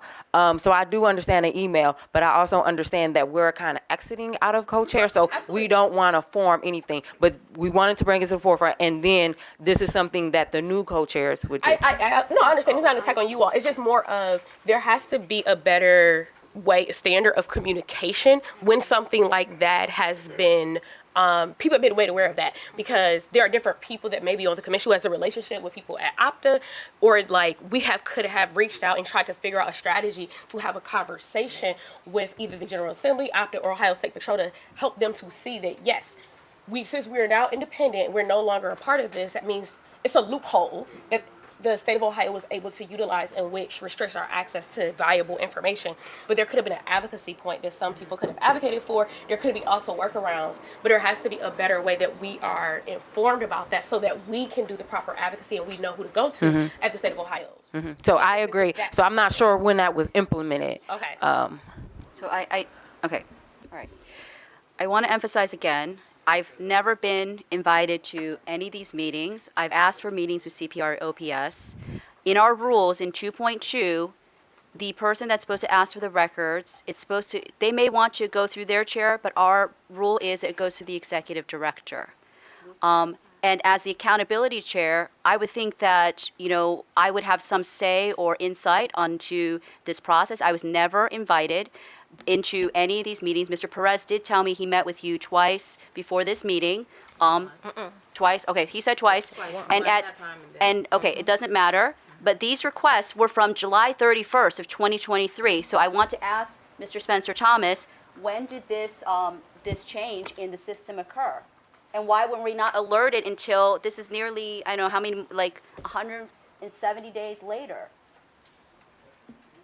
The city has never made any statement to me in all their, through Mr. Heltzel. He did say that he wanted us to do a commission vote for every records request. He did consider CPRB somehow independent from the city, but he never mentioned the mechanical problem of accessing this information.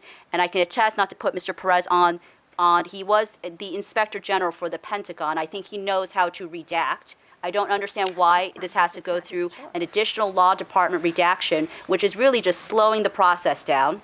It is not in the charter at all. So I would like to know when, and let me give you some context. I've written, please, I'm so sorry. I just wanted to say, I've given, I'm not taking up, this is actually very important. Okay. Well, I mean, thank you, Mr. Early, for commenting on my ability to speak succinctly. But I want to say what's happening right now, the context that some of the commissioners are missing is that I've had extensive conversations with the monitor about this. And Judge Oliver said 21 days, and now we're saying 6 months, and we are told that Okay, we're 155 going to days. end this discussion Thank you. because we need to move this agenda. I'm sorry. I'm No, not you're sharing fine, the you're meeting fine. Today, but The we next- need to move this agenda. And the thing is, and Noted. this is true for all of us, all of us are relatively new in this process. Everybody's trying to determine what, and I think there were 2 terms you used today, our rules and our roles. We're all trying to determine that. We're trying to determine how we can sync some of this, how we can align it, all of that. So it's not a matter of what we did get the information, so now we can identify a process. It's not about individuals. Hell, if we had been the one there, and he had only been talking to us and not to putting something in writing that would come to all of us, we go away. Same thing with you. You may be in that accountability chair today, but what if you had been at that meeting and then you are no longer in that accountability chair? It's really about putting the rules on paper, bringing it to all of us as information. And we're looking at all of the organizations within the city that come under that consent decree and the work that each of us has to do to make sure that we can align those rules so it will work for everybody. So we're going to move this agenda. I will turn this back over to the chair. Thank you. Overall, I understand that there's time, but there was very vital information, and we wanted to ensure that everybody was informed and on the same page. I think there were very valid questions and points of discussion. The next item of business is budget and grants. Commissioner Adams. Good evening, everyone. So, for matters of time, I'll keep this brief. Currently, with the Budget and Grants Committee, at our last meeting, we have established we've established a timeline for 2024. So we are in the process of updating all of the materials and documents that we use to process the grants. Our goal is to finalize all of the updates and new materials by April 30th and to have decisions out by September 1st. So I'll just keep that brief. The second item I would like to mention is that we did meet at as Ms. Bickerstaff mentioned, we did meet with the City Council's Safety Committee today, and I believe that they heard us, and we made our request for the grants manager position, and they were receptive to that. So hopefully, when they reconfigure the budget, we are hopeful that we will get the grants manager position, particularly to help with grassroots organizations through our process. And then lastly, I would like to have Executive Director Goodrick to update the public on sort of where the grantees are with the contracts. Oh, sorry. Before you do that, Jason, I think Commissioner Kennedy, no? Just wanted to add that we're working on a survey to gather thoughts and feedback from the grantees. My draft to you will be in your inbox at the end of the week. And so that's another opportunity for us to get some feedback about how to address some of the issues that were brought up today. And it's something that has been top of mind for us. So I want the community to know that this is #1 priority for the Budget and Grants Committee. Thank you, Commissioner Adams. I would say that the couple of statistics I'll give is we are at 4 signed documents. They're not officially in the system yet, right? The major challenge that we've had, as was discussed this morning in council, so I'll keep it very brief, is some of these organizations don't have the ability to and don't have a operating fund. So the city's default to protect taxpayer dollars is disbursement. It's the way government does grants typically. We have allowed organizations, if they identify a hardship, to come back to us and say, we don't have the cash to put money forward, so we need to do it a different way. So we're working with any organization that comes and says we don't have an operating budget to try and customize their contract, and that has slowed some of them down. Rest assured, we will do everything we can. I understand these are cumbersome. I heard OC, as she mentioned, we've had several conversations, and I do understand that government contracts are cumbersome. Government contracts are not the same as Cleveland Foundation contracts. We should address that as a commission, no doubt, but right now we don't have a way to change that, so we're working as quickly as we can to get everyone their money. But right now, it's still in contract phase, and the closest we are is 4 signatures at this point. Thank you. Yeah, just a quick update. In the last Budget and Grants Committee, we discussed reaching out to some grant-making experts. So Commissioner Kenny and I are in touch with people from the Gun Foundation and Cleveland Foundation to sort of sit down with them and get some input as we revise our process. That's it. Okay, the next item of business is police policy. Pete Van Leer. Okay, so a quick update first before we go into the motions. Since we passed the GPO resolution on December 19th, we've been in pretty constant communication with the Division of Police, and we have set a monthly meeting, which was required that we do that by the end of January, and so we've got that in place. And now we're looking ahead to the end of February, where we need to have a more formalized process with the division, and that's we have a lot of cooperation from Commander Carney, from others, but we need to make sure we can go up the chain of command and get that. And we hope to bring that to the full commission at our February 28th meeting, I believe it is. So that's just a quick update. Other than that, we have 3 GPOs that have been sent to us by the division, by Commander Carney, and in the last policy committee meeting, we looked at those and we passed them out. Now, the first one there is animal incidents, and I would make a motion to pass that as a full commission as it is currently written. If you look at it, there is one change that we made to their I'm sorry, that was the next one. So we didn't make any changes to animal incidents. So I would make I'd like to move that we pass that general police order as it is currently written. I second the motion. Okay, it's been properly moved in second for the commission to discuss animal incidents 2.01.09. Any question or debate at this time?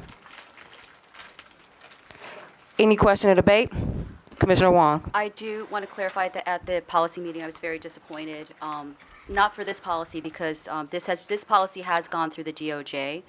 There were 2 policies. Okay, we're going to keep it with just this policy. I want to comment on. I'm commenting on that. that this is the only policy that's gone through the DOJ. The two others have not been looked at by lawyers, and there's a major problem with the ShotSpotter GPO that was never looked at. Okay, so excuse me. That's, At this time, we're discussing the motion on animal incidents 2.01.09. Any other question or debate? Any other question or debate? Hence none, we're gonna take a vote. Commissioner Adams. Aye. Commissioner Benito. Aye. Commissioner Shura. Aye. Commissioner Donaldson. Aye. Commissioner Early. Commissioner Garrett Ferguson. Aye. Commissioner Kennedy. Aye. Commissioner Reeves. Aye. Co-Chair Ridgway. Commissioner Van Leer. Aye. Co-Chair Rodriguez. Aye. Commissioner Wong. aye. Commissioner Zayed. Aye. Motion passes with unanimous consent.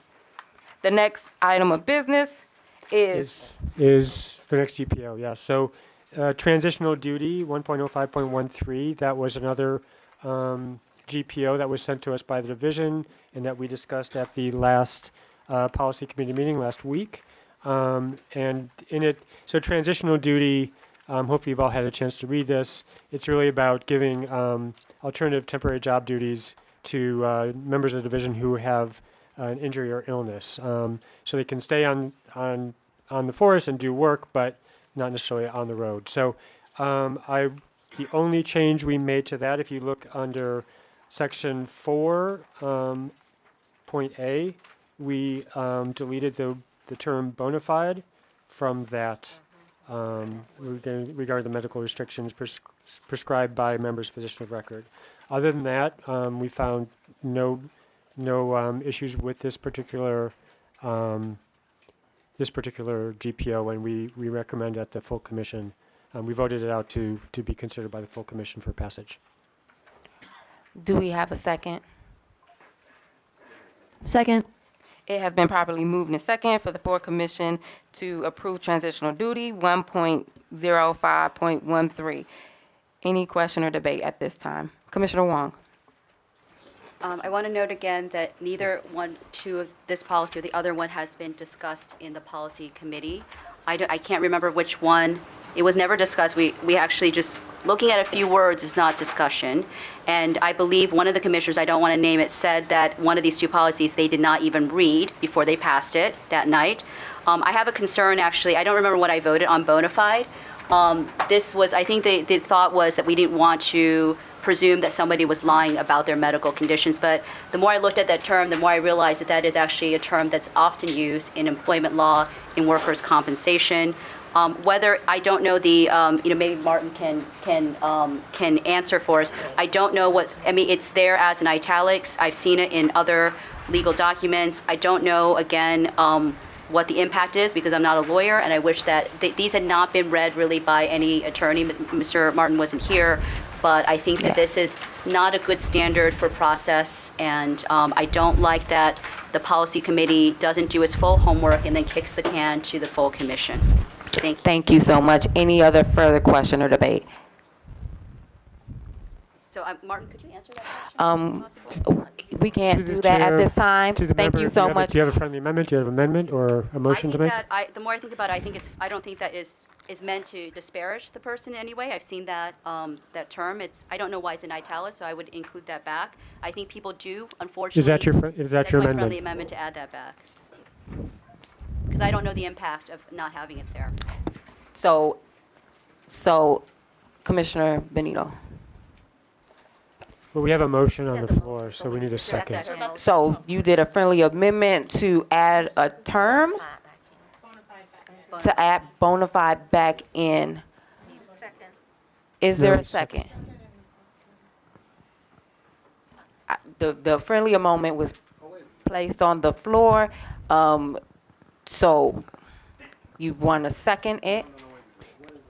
To the chair, the motion that was made and seconded was to pass it as it is. The friendly amendment, it's a motion by Commissioner Wong to add the language back in that we had struck in policy committee and voted to the full commission. So that motion, which is part of the main motion, but has to be either seconded or not. And if it's seconded, we would vote on it and then move forward with the main motion. So it's the friendly amendment It does not seem like it has a second at this time.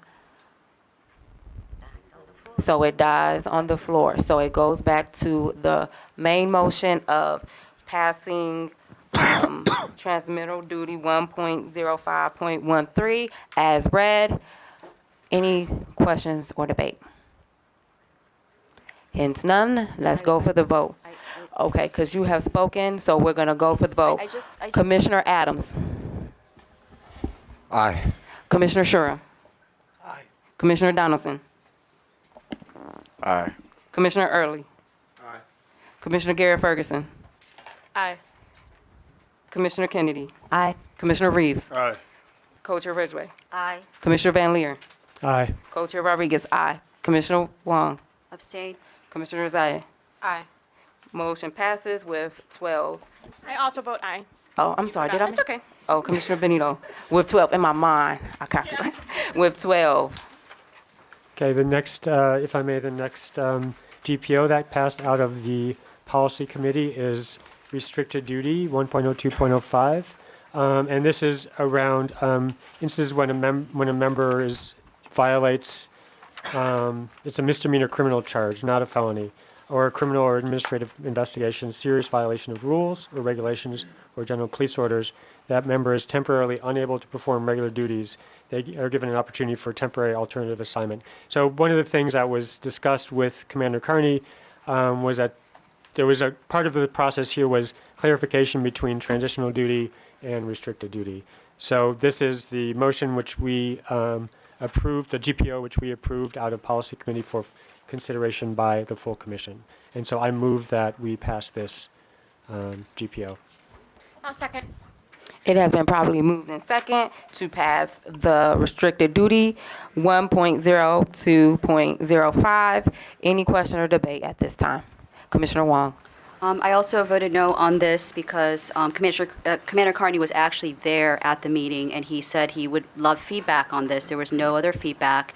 I don't know if this was, again, there was very little discussion. Even though they appear to be non-constitutional issues, every single GPO, speaking as the accountability chair, will affect discipline. I feel very uncomfortable that we didn't have any further assessment of this. There should have been a work group formed of lawyers, at least no lawyer has looked at this that's independent with us, or even as a volunteer attorney.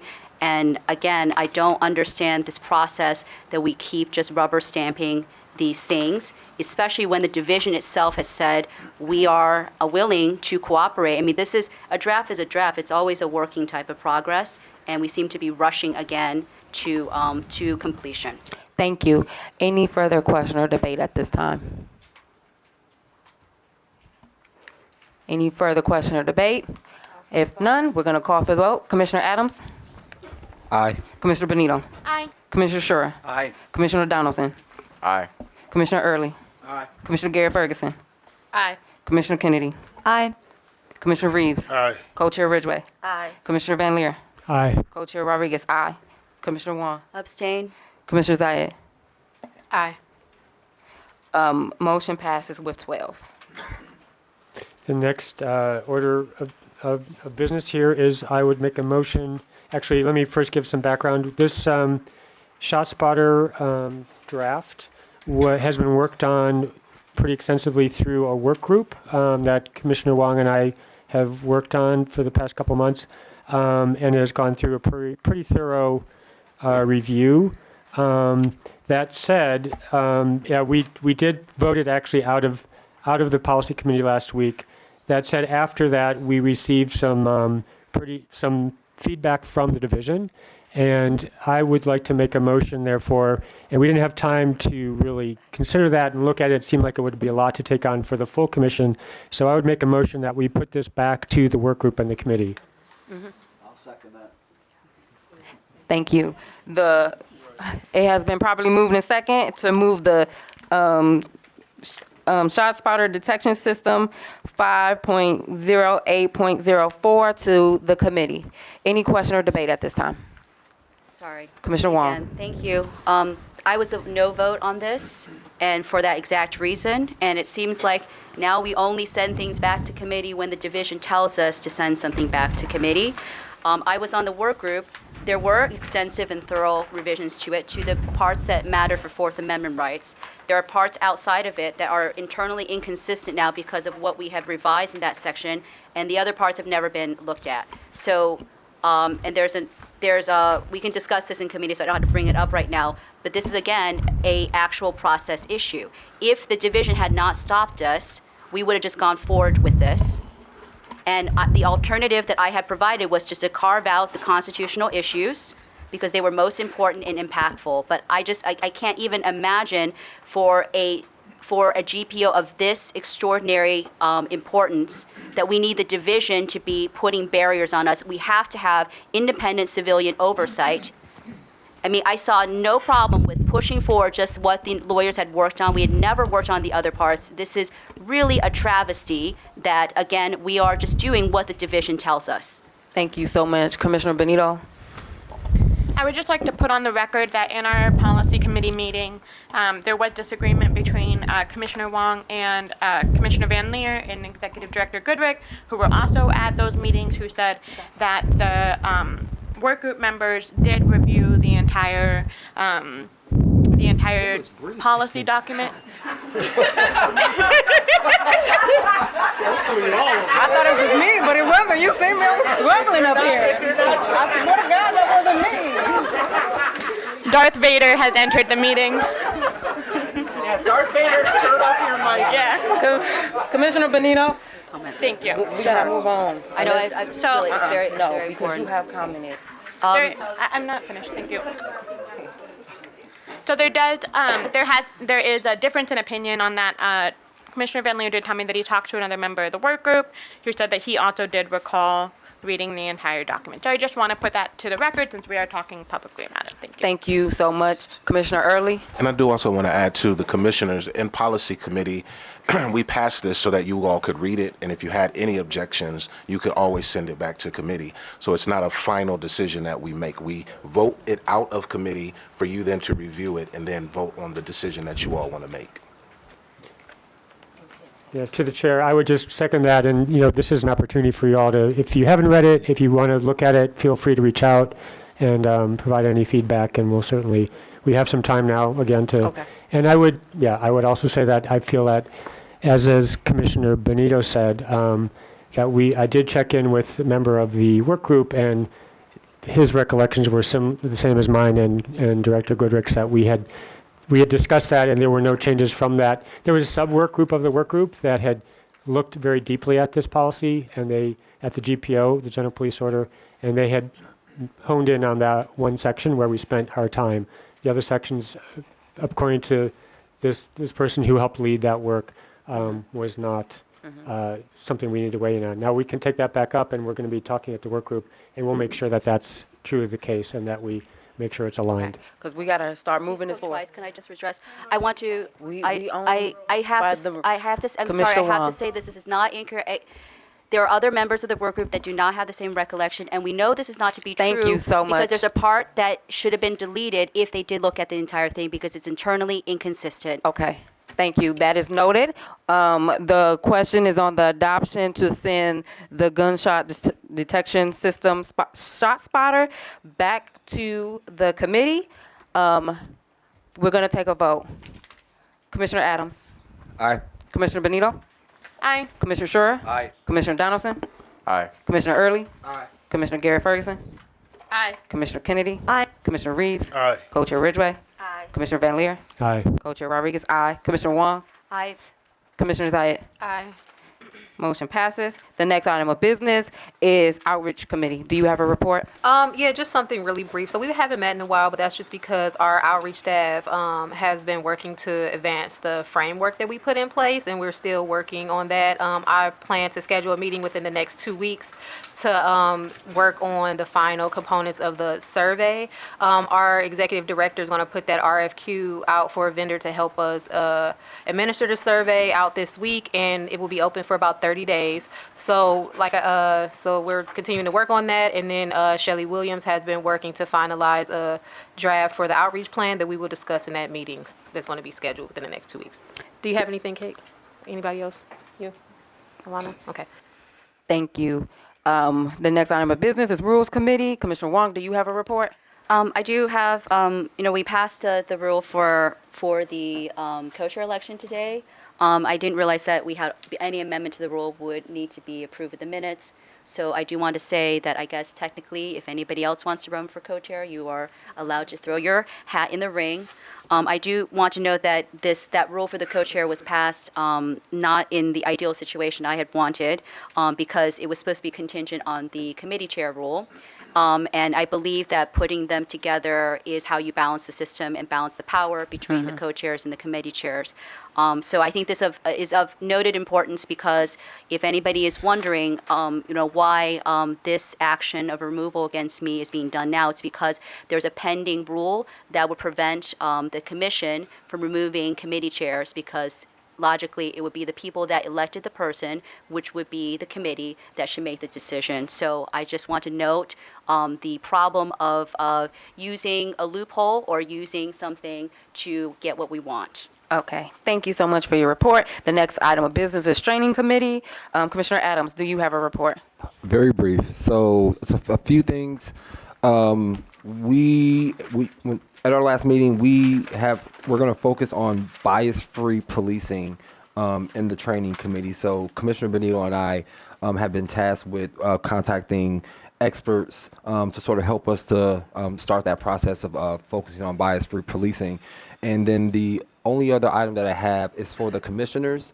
I received a call that recently we sent some feedback on the crowd management for the police. So the crowd management is basically if there's a protest, like in 2020, or there's like gatherings of large crowds, it basically determines how the police will be trained on how to better handle incidents like what happened in 2020. So the request was from the DOJ and the monitoring team that they would like that crowd management training that went through the training committee to be passed by the full commission. So what I'm going to do is I didn't want to send it to you all without you understanding what you were receiving, but I'm going to send after this meeting. I'm going to send those materials to the full commission for your feedback. So in that document, you can literally type your comments into the document. So I'm going to give everyone a week, and then after people have had a chance to look at it and put their comments in, we're going to send that back so that we can send that to the DOJ. Thank you so much. The next item of business is the motions that was moved forward. Would you like to present your motion? Certainly. So this motion is for the removal of Commissioner Wong as chair of the Accountability Committee and the Rules Committee. So I'm going to read, if it's okay with the presiding co-chair, I'm going to read through it. Whereas the Cleveland Community Police Commission was established to, quote, respond to community needs and concerns regarding regulation of the city's police force and community police relations, and whereas the commission has established internal rules requiring members to demonstrate the highest standards of personal integrity and commitment, truthfulness, and fortitude in order to inspire trust among CPC stakeholders and to set an example for others, and whereas these rules stipulate that commission members, quote, must treat all individuals with dignity and respect and without preference or discrimination, and whereas the rules further require members to engage in, quote, open, candid, and non-defensive dialogue with all stakeholders and seek to educate and learn from the community, and whereas the rules require members to place their obligation to the community, their duty to uphold the law, and the goals and objectives of the CPC above personal self-interest. And whereas Commissioner Wong serves as chair of both the Rules Committee and the Police Investigations, Discipline, and Accountability Committee, and whereas the Commissioner's internal rules are silent on the procedure for removing committee chairs, and whereas Robert's Rules of Order newly revised have been approved by the Commission as the governing rules on issues on which the Commission's internal rules are silent, and Section 6216 of Robert's Rules of Order newly revised 12th edition allows that, quote, any regularly elected officer of a permanent society can be removed from office by the society's assembly, unquote, with a majority vote when previous notice has been given. And whereas Commissioner Wong has repeatedly violated the norms and requirements of both the established rules adopted by the Commission since January 2023 and Robert's Rules by impugning the motives, character, and integrity of community members and fellow commissioners, and privately and publicly attacking and disparaging community members and fellow commissioners, and verbally attacking commission staff over whom the commission by city charter exercises direct supervisory authority, and using the power of her role as chair to delay the work of commission committees by canceling meetings and/or failing to schedule meetings in a timely manner. Therefore, be it resolved that Commissioner Wong is hereby removed from her role as chair of the Police Investigations, Discipline, and Accountability Committee and chair of the Rules Committee, effective immediately upon an affirmative vote of a majority of the commissioners present and voting, and that Commissioner Wong, once removed as chair of these committees, may not be considered for or elected as chair of any committee for no less than 6 months upon approval of this resolution. That's the resolution in its entirety, and I just want to say that this is not something I, for one, have taken lightly. I have worked closely with Commissioner Wong over the past year and value her input and her thoughts and her drive to get this work done. However, repeated multiple complaints from community members and having witnessed and heard of attacks and experienced attacks against staff and committee and commission members, I really believe that this is this really feels like it left me and leaves us with little choice but to act and to really provide a way to move forward and get our work done. I would also say that this is not about legal issues or laws or the Constitution. It's about our internal rules, and as such does not rise to the level of the some of the ideas around is this legal? Do we need legal advice? This is our rules, and this is how we interpret our rules, and this is what the discussion is tonight. Is this an appropriate response? And if not, we'll have that discussion. Do we have a second? A second. Okay. The question is on the adoption to remove Commissioner Wong basically from her committee chairs. Any question or debate at this time?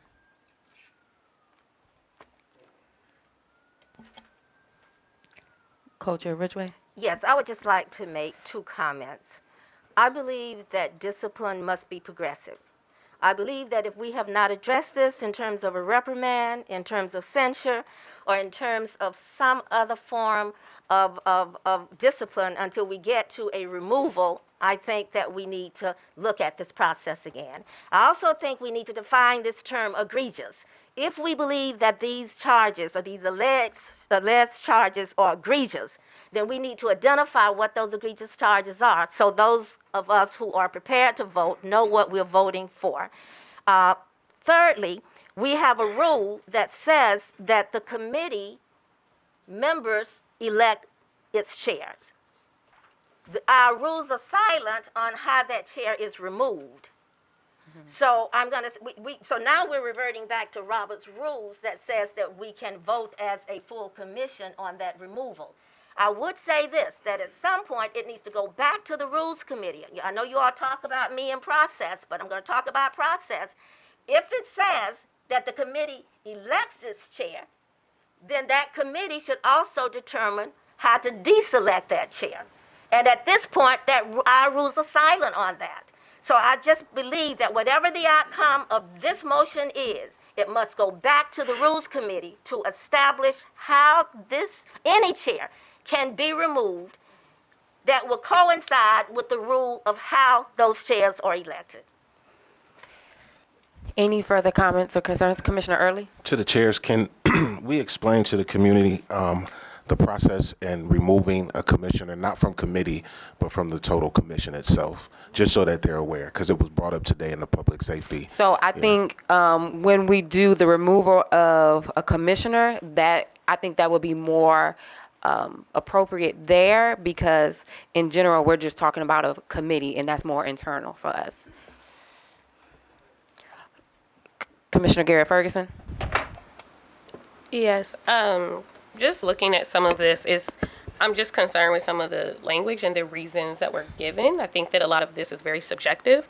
And I think even in the motion, it says that whereas the commissioner's internal rules are silent on the procedure for removing committee chairs, I think that a lot of this around, I think someone in the community mentioned impugning the motives, character, integrity, power the power or role as a chair to delay committee meetings.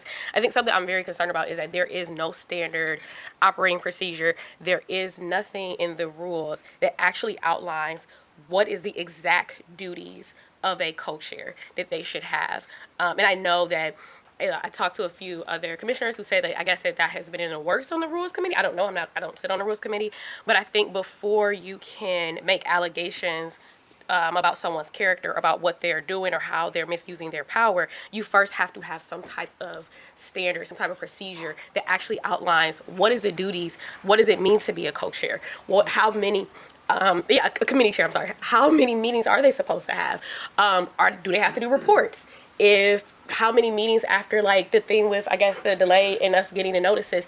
I think how many meetings can be delayed before we will meet, even if we don't have the information? Like that type of stuff needs to actually be listed out in an actual rule, and none of that is on paper. And so then we're getting this document, and a lot of this is just going to Robert's Rules of Order. And I know we internally have agreed that Robert's Rules of Order would be a guiding principle for us. But I think for us to make something as permanent and make something like this that actually can also be seen as disparaging a person's character without even giving them a chance to refute these allegations just based on Robert's Rules of Order, it just doesn't make as much sense. So I would hope that we would have an actual internal process for this of what the standards are to be a committee chair and also what it is to be removed as a committee chair before we just put discipline out there for someone. Because I think most of this is subjective. There's nothing in here that's verbatim, that is substantial, that would make us be at this point we will remove a committee chair.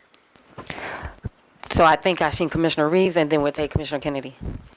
I just want to say real quickly, I feel a little uncomfortable voting on this because I'm not on the committee, any of the committees with Commissioner Wong, and everything I know of, I've heard. I haven't witnessed any of that, so that aside, I'm kind of laughing inside about this word rules keep coming up. When we step over the rules every single meeting since I've been here, we could talk about Robert's Rules all day long and disregard them in the next breath. So this conversation about rules means absolutely nothing to me. I'm going to keep it right there for now. There's more I'll say later. Commissioner Kennedy? I hear you, Commissioner Reeves, on the rules issue.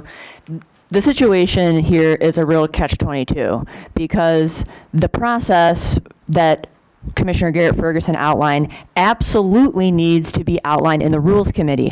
However, the person who is subject to this motion to removal is the head of the Rules Committee, which is why we are in this catch-22. Okay, I just want to make that really clear for everybody. So I think what maybe on a macro level, on a bigger level, right? We're trying to figure out like what the modes of accountability are for us, right, as a group.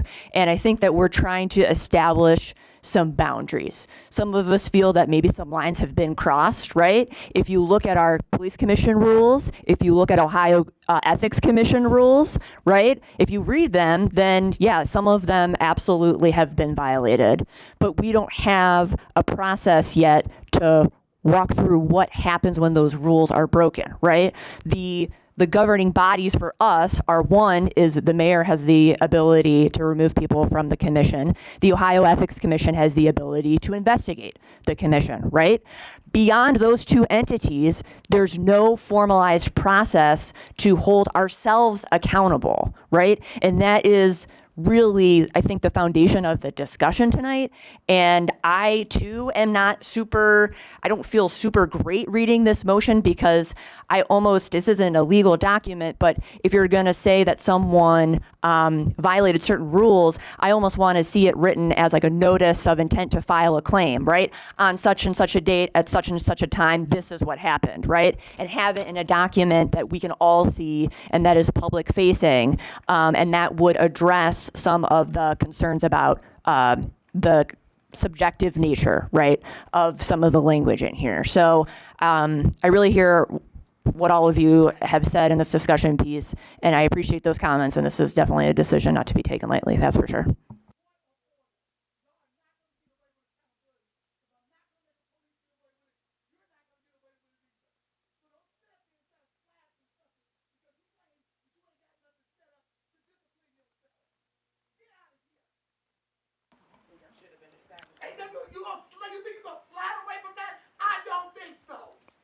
Any other further comments or concerns? Commissioner Benito? Yes, to the chair. I appreciate the comments about process, and I think that they're fair. I think that I agree that I don't just want to point out that the rules that are referred to are not from Robert's rules, but are from the NACOL Code of Ethics, which we adopted as our Code of Ethics. So just a kind of quick note on that. But I think it's fair to say that we should have a different process. I think that that Commissioner Reeves and Commissioner Kennedy are absolutely correct, which is that all of us have violated the rules at one time or another.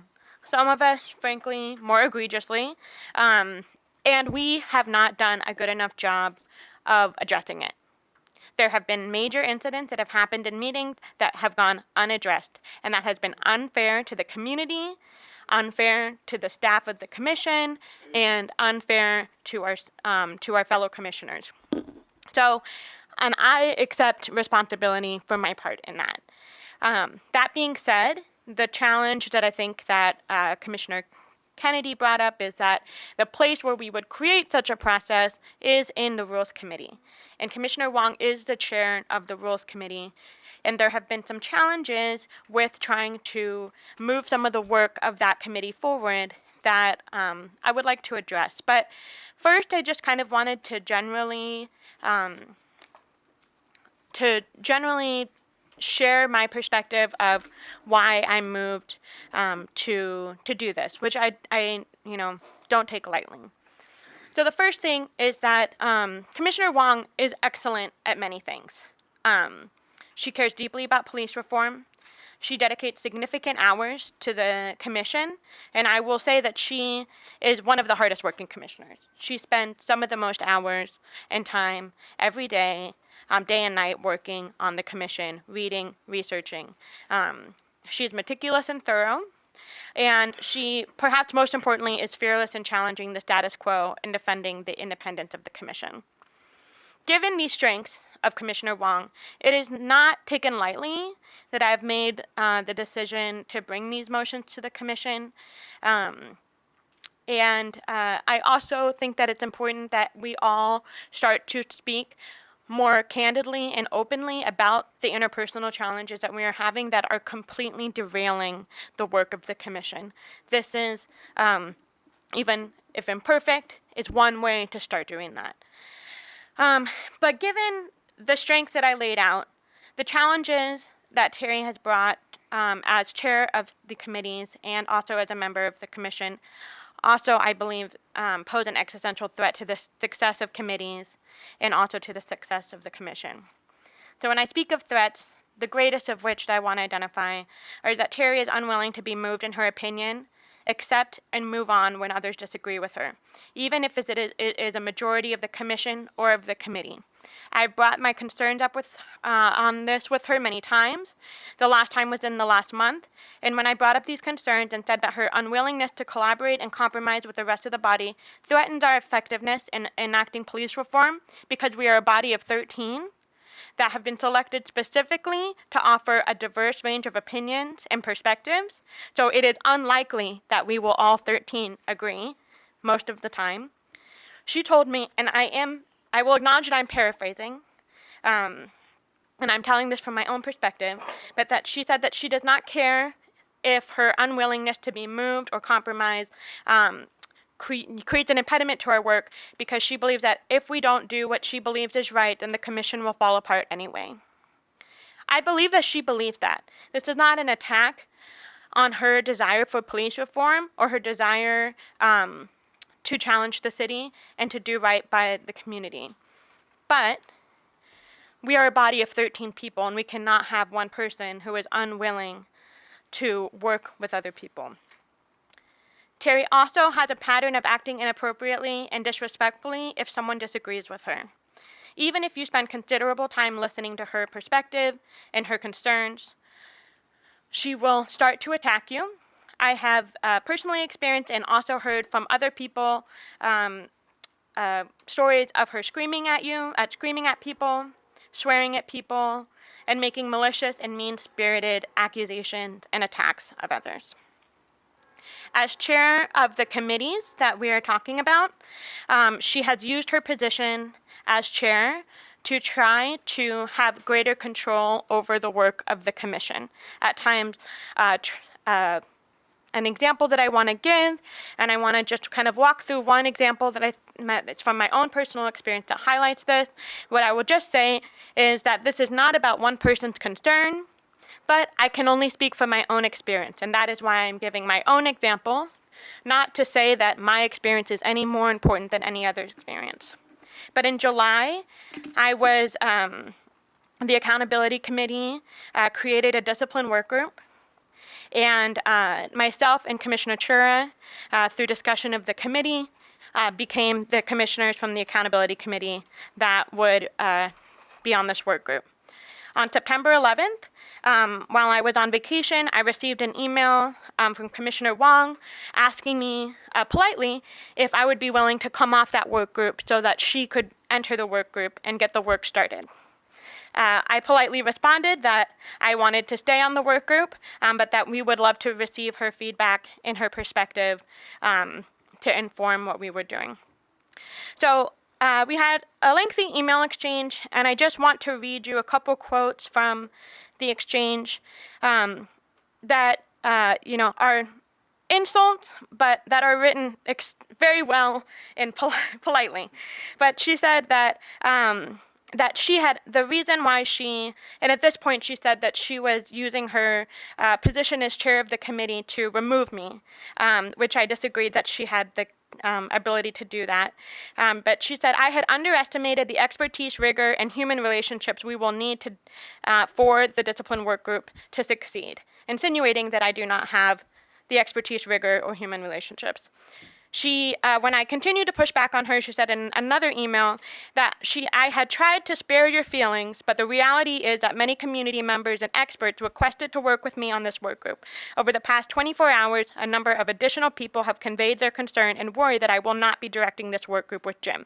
A lot is at stake, Chandra. For these reasons, I am recalling you from the discipline work group. At this point, I told her that it was not her decision alone to remove me from the work group, and that since we had decided as a committee to who would be on it, that I asked that we have a vote as the Accountability Committee. And I said several times that we needed to resolve this issue in committee. At the end of that email exchange, she, on September 15th, she canceled a committee meeting that was scheduled for September 19th. Saying that because we had the outstanding record request, that it didn't make sense for us to meet. And she continued to tell other commissioners that I was being removed from the work group. I met with Commissioner Chura, and we started to plan some of the work of the work group. We sent an email to Commissioner Wong with questions and thoughts that she never responded to. Continued in person to tell me that she needed to be on that work group, and did not reschedule the committee meeting.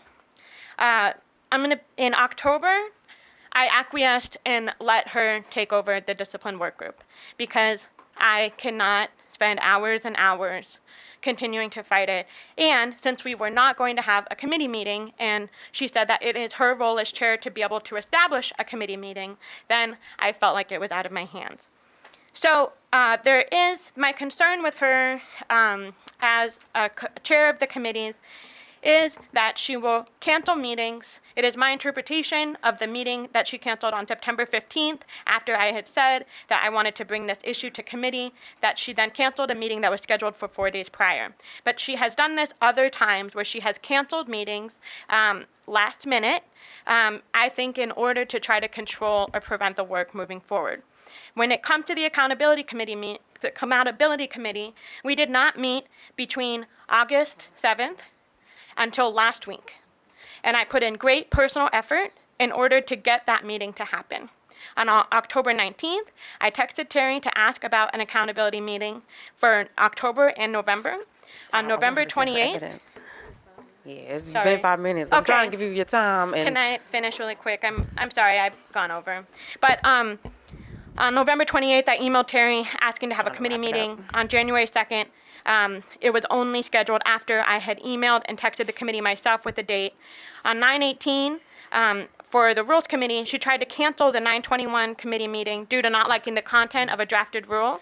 And then on 10/27, she canceled the 11/1 Rules Committee meeting, despite having 2 rules for consideration. And then she canceled the January 3rd Rules Committee meeting on January 2nd. So when that, it's all to say that that is my concern with how do we create a process when we have a committee chair that will cancel meetings in order to prevent the consideration of rules and the creation of processes. I apologize for going over my time. Thank you. Any questions or debate? Commissioner Wong, would you?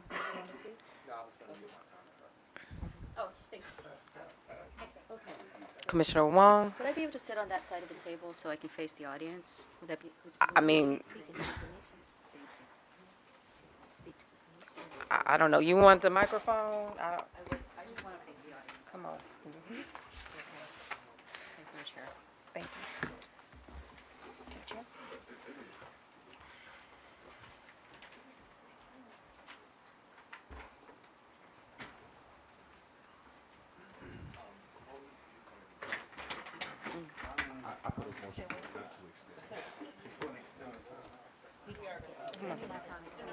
Thank you. I think there should be, all right. Could I? All right. This is an interesting process. I have to say that I'm the accused and I'm speaking last. I do want to just give a broader statement. I thank everyone for their patience here. I want to get some background as to what happened, and I want to note that I will respond to Ms. Benito's characterizations of what happened. That is not the full context, and I think the very fact that someone can interpret an action that is in my head with intention, with no evidence, is troubling. So the background is I was told earlier in the month that there were charges being made against me for inappropriate conduct of some sort. I asked for these charges, and I didn't get them. More than a week later, I asked for them again. And finally, I received a draft motion, thanks to Co-Chair Bridgeway, accusing me of all sorts of misconduct.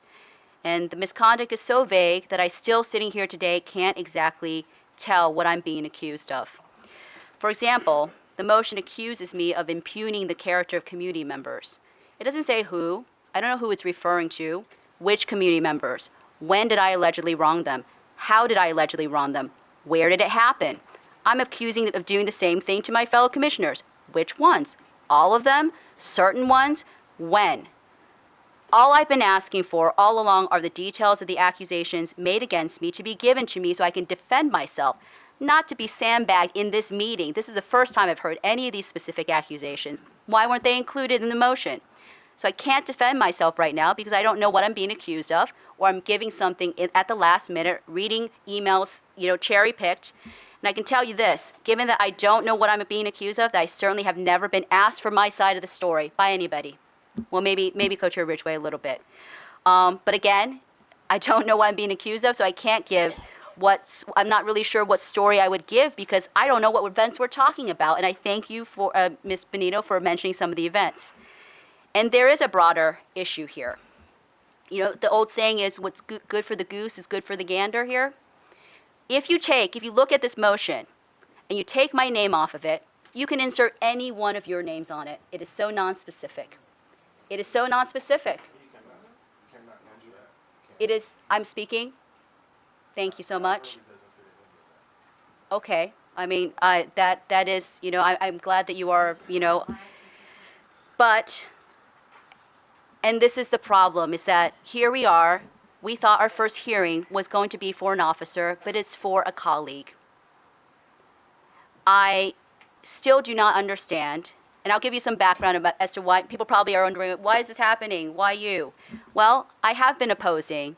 It is the three other members of the policy committee, with the exception of Ms. Longner-Ferguson, that's pushing this, and I've opposed them on recent processes. I've opposed them on mediocre non-readings of policies that are rubber stamped. I do not think that the community deserves this level of lack of attention to detail. I'm sorry.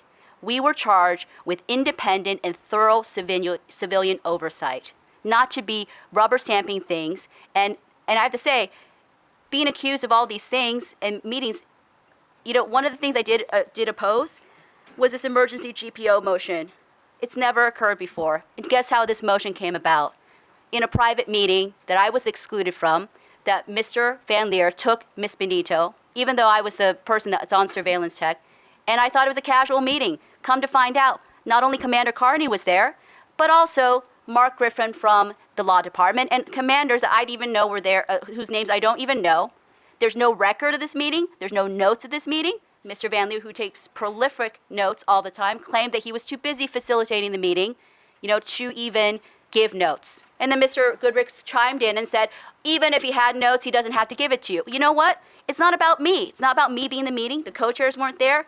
I have a pretty prevailing principle. This is a community-facing commission. If anybody wants to attend a meeting that business is being done for the commission, there should be an opportunity. It doesn't matter if it's a community member, doesn't matter if it's a commissioner. And quorum rules cannot be used to close a meeting. These are the things I'm pushing back on. I don't understand what is the lack of transparency here.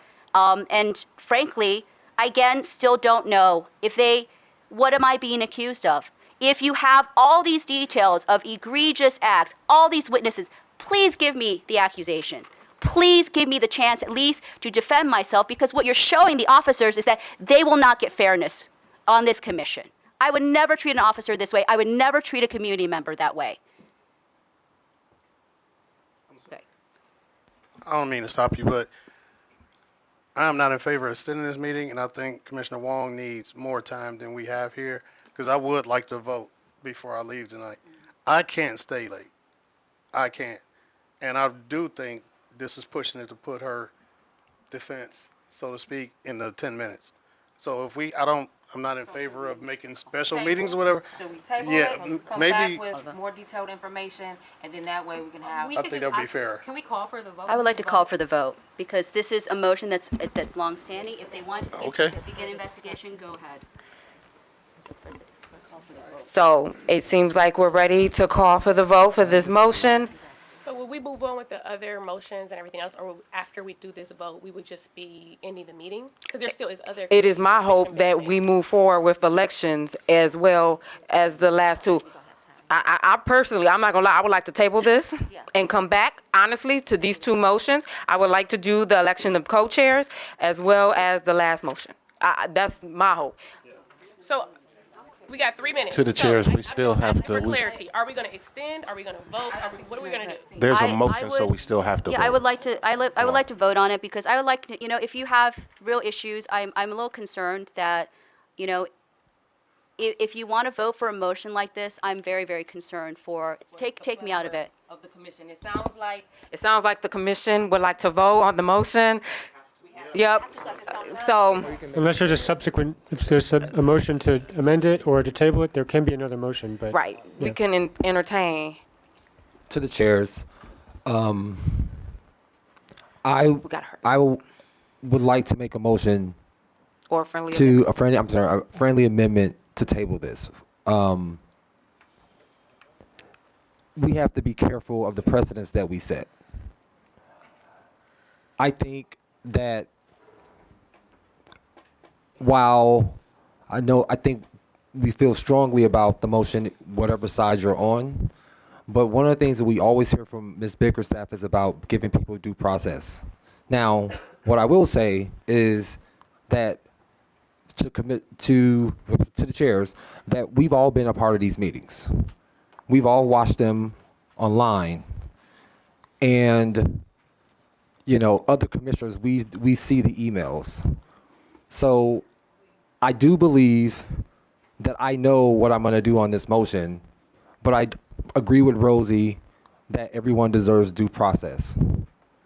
And I just want us to make sure that if we are going to use these authority to, I want us to make sure that we have a proper process. So I'm going to make a friendly amendment to table this, not to get out of it, but so that we do it right. Is there a second to the friendly amendment?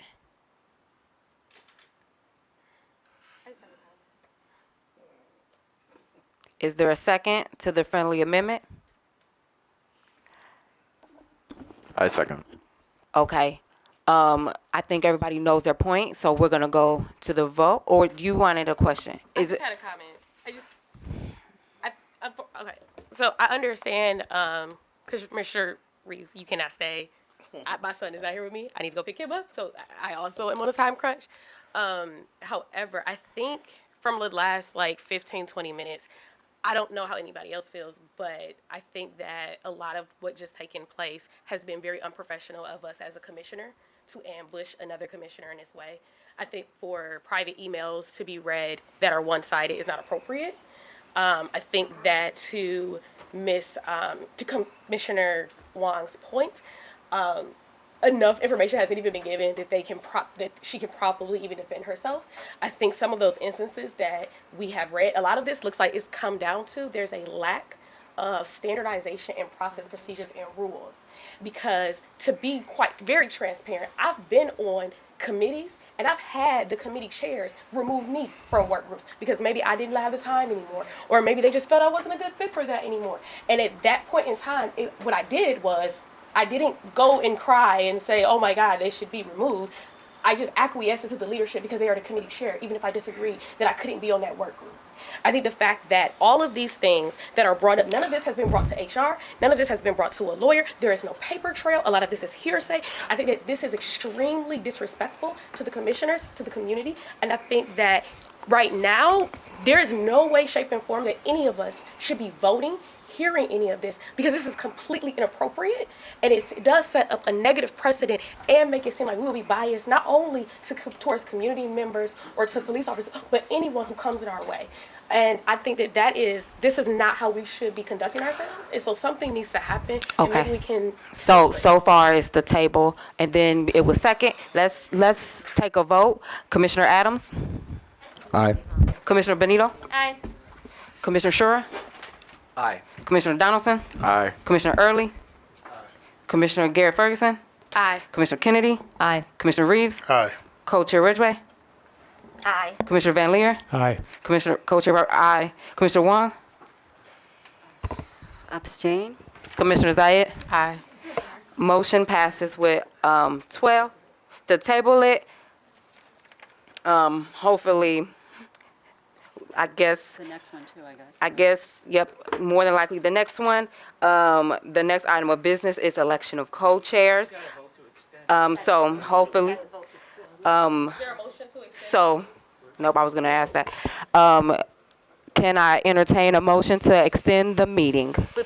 Before a motion goes to the table, I just want to make sure we understand the process, because we may have to take 4 or 5 ballots in order to elect the chairs. Hopefully not. You know, in terms of the got most 3. recent rules about this. So, I mean, we do have the option of voting to extend the meeting, go ahead and move toward the election of the co-chairs, or this commission can, in fact, agree to table the co-chair meeting, and we do a special meeting to elect. So it's your call. I hear some people saying they can't stay. I believe every commissioner needs to vote for these chairs. So right now, it's 8:30. What we have to do first is What? extend the meeting. I would like to put a motion on the floor to extend the meeting just for the election of the co-chairs. And we could table the rest of this. And I'll second that. Okay, it's been properly moved in second to have the election of the co-chairs. Any question or debate? Hence none, let's take a vote. Commissioner Adams? Aye. Commissioner Benito? Aye. Commissioner Shura? Aye. Commissioner Donaldson? Aye. Commissioner Early? Aye. Commissioner Garrett Ferguson? Aye. Commissioner Kennedy? Aye. Commissioner Reeves? Aye. Co-Chair Ridgway? Aye. Commissioner Van Leer? Aye. Co-Chair Rodriguez? Aye. Commissioner Wong? Aye. Commissioner Zayed? Aye. It's been, motion carried. So as we move toward the election of the co-chairs, I would like to refer to this for all of us to keep this in mind. We're looking at 1.4.4 under leadership. The City of Cleveland Charter 1.115-5 mandates the selection of a chair. The commission, through its rules, would utilize a co-chair system to meet this requirement. It will select its own co-chairs from among the members. The process will be as follows. Each co-chair will be elected in a separate ballot process. The process will be a written ballot that identifies the commissioner casting the vote and the name of a single candidate of choice. The top candidate will be considered the winner, provided they reach a simple majority of the votes cast. If a candidate does not reach a majority, there will be a runoff of the top two candidates. The process will be repeated for the election of the second co-chair. And our executive director has the ballots.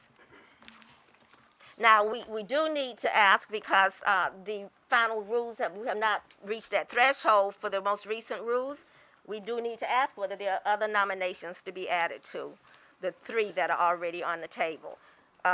Commissioner Pete Van Leer, Commissioner John Adams, and Commissioner Sharina. Zayed. I'm tired, I'm sorry. But, so those three are the candidates we will be voting on, and we have to decide whether, if there are any other nominations coming from the floor at this time. Okay, we can move. Okay. The candidates are supposed to give speeches? Oh, yes. Okay, at this time, would the candidates like to give speeches?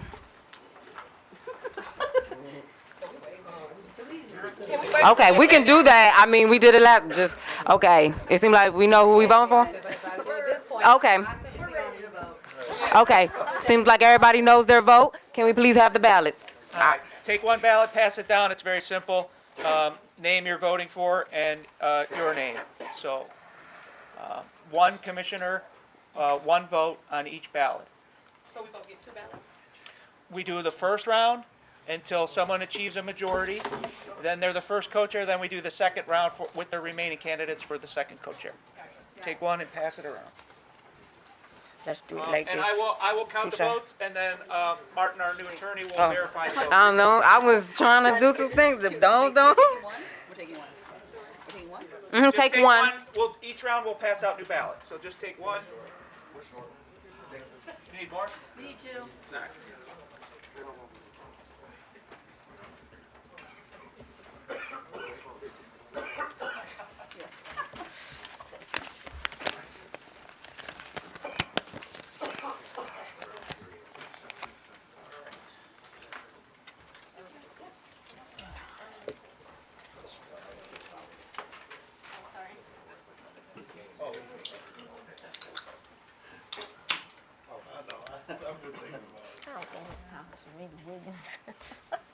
No, it's not yet. Oh, the TV show.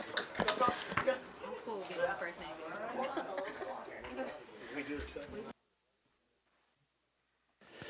Okay, we have the results of the first ballot.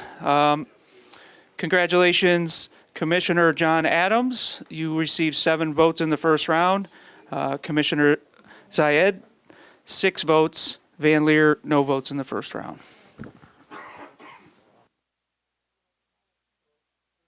The next round is the remaining candidates, Zayed and Van Leer.